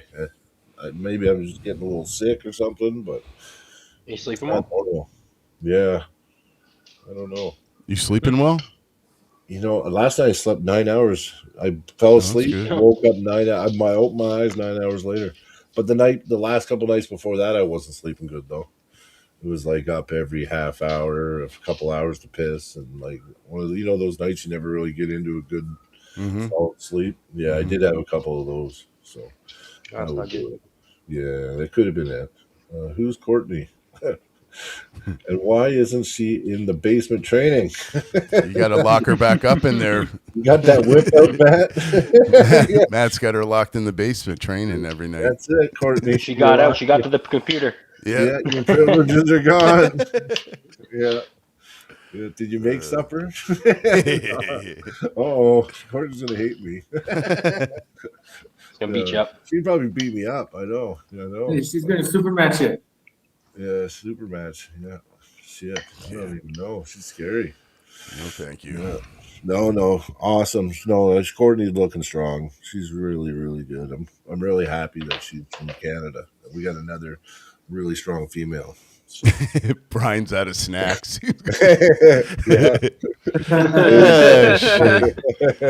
That's funny, dude. That's good. The funniest got comment you there. I saw was Brian saves all his meals for the live stream. Dude, I was like laughing so hard when I heard that. I was like, maybe I got to start eating when I'm doing these interviews. I'm like, fuck. Well, no, because you know why? I have so much I got to do during the day, and sometimes I'm really pushing the envelope to get ready for the pod at 6. So, like, everything. And then I'm just like, fuck it. I'll just fucking eat it on the pod. I'm like, and I shouldn't do it. They're probably sick of watching me eat. Now you're known for it, dude. You can't stop now. Yeah, I'm known for it. You're known for it. And you guys have such a good chemistry that it kind of blends in, dude. It's like, so. It does, dude. Don't stop doing it, man. It's good. Yeah. I guess we're getting known for certain things. Yeah, dude. Eating and fucking talking, having fun. I mean, it's a good Falling vibe, asleep. dude. You gotta come up falling with, you gotta come up with Brian's eating ASMR. Yeah, I don't know. I need to get a little work in tonight, I think, too. Oh. But anyway, yeah, you know what, guys? Make sure you buy your pay-per-view for East versus West 22. Yes. If you're not going to Vienna, it's going to be one of the best fucking... I say this every single time. It's going to be one of the best fucking cards ever for East versus West again. And, don't miss it, man. And then I think that we'll be going live, doing a little commentary. My phone's at 1%. Peace out, everybody. Oh, have a good night, Zach. In case I Have a disappear. good night. Brother.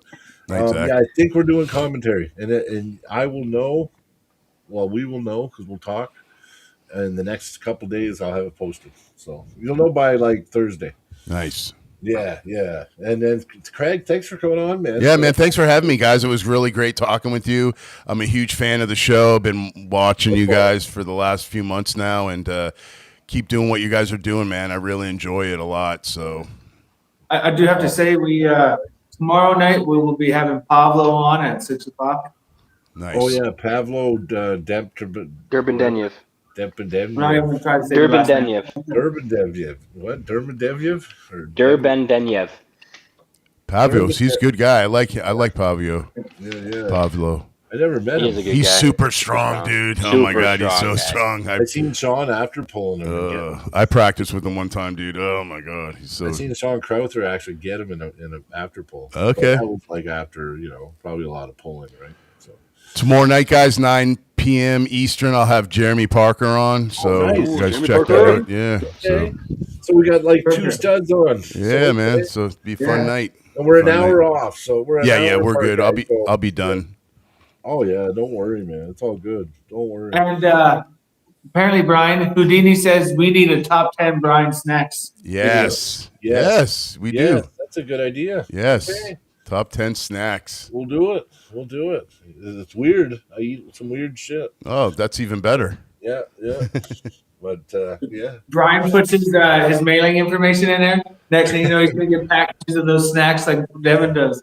Just Oh, has yeah, I an, should. I an should Amazon wish list. I should. Hey, Brian's snack. Yeah, Dude, set it up. Set it up. Through the Snacks with finger Brian. snack list. snack list. Yeah, yeah, yeah. And if there's any I should try, here's my post box. Yeah. Here's my GoFundMe. I won't do that. No, I'm We just got to joking. release a candy that's a sour candy called Sour Fingers, and it's just a guy doing a talk roll That'd be awesome. I That love is sour awesome. candy. through the That fingers, is Sour awesome. Fingers.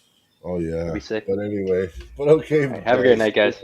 Yeah, you Cody, too. have a good night, Craig. Zach. All right, guys. Thanks, Boom. guys. Thank you so much. Thank you, chat. See you tomorrow night, and check out Craig too. And who you having on again? Jeremy Parker. Jeremy Parker, guys. Craig Sublair. Go check him out. Yes. 9 p.m. Eastern Standard. Have a good night, guys. Thanks.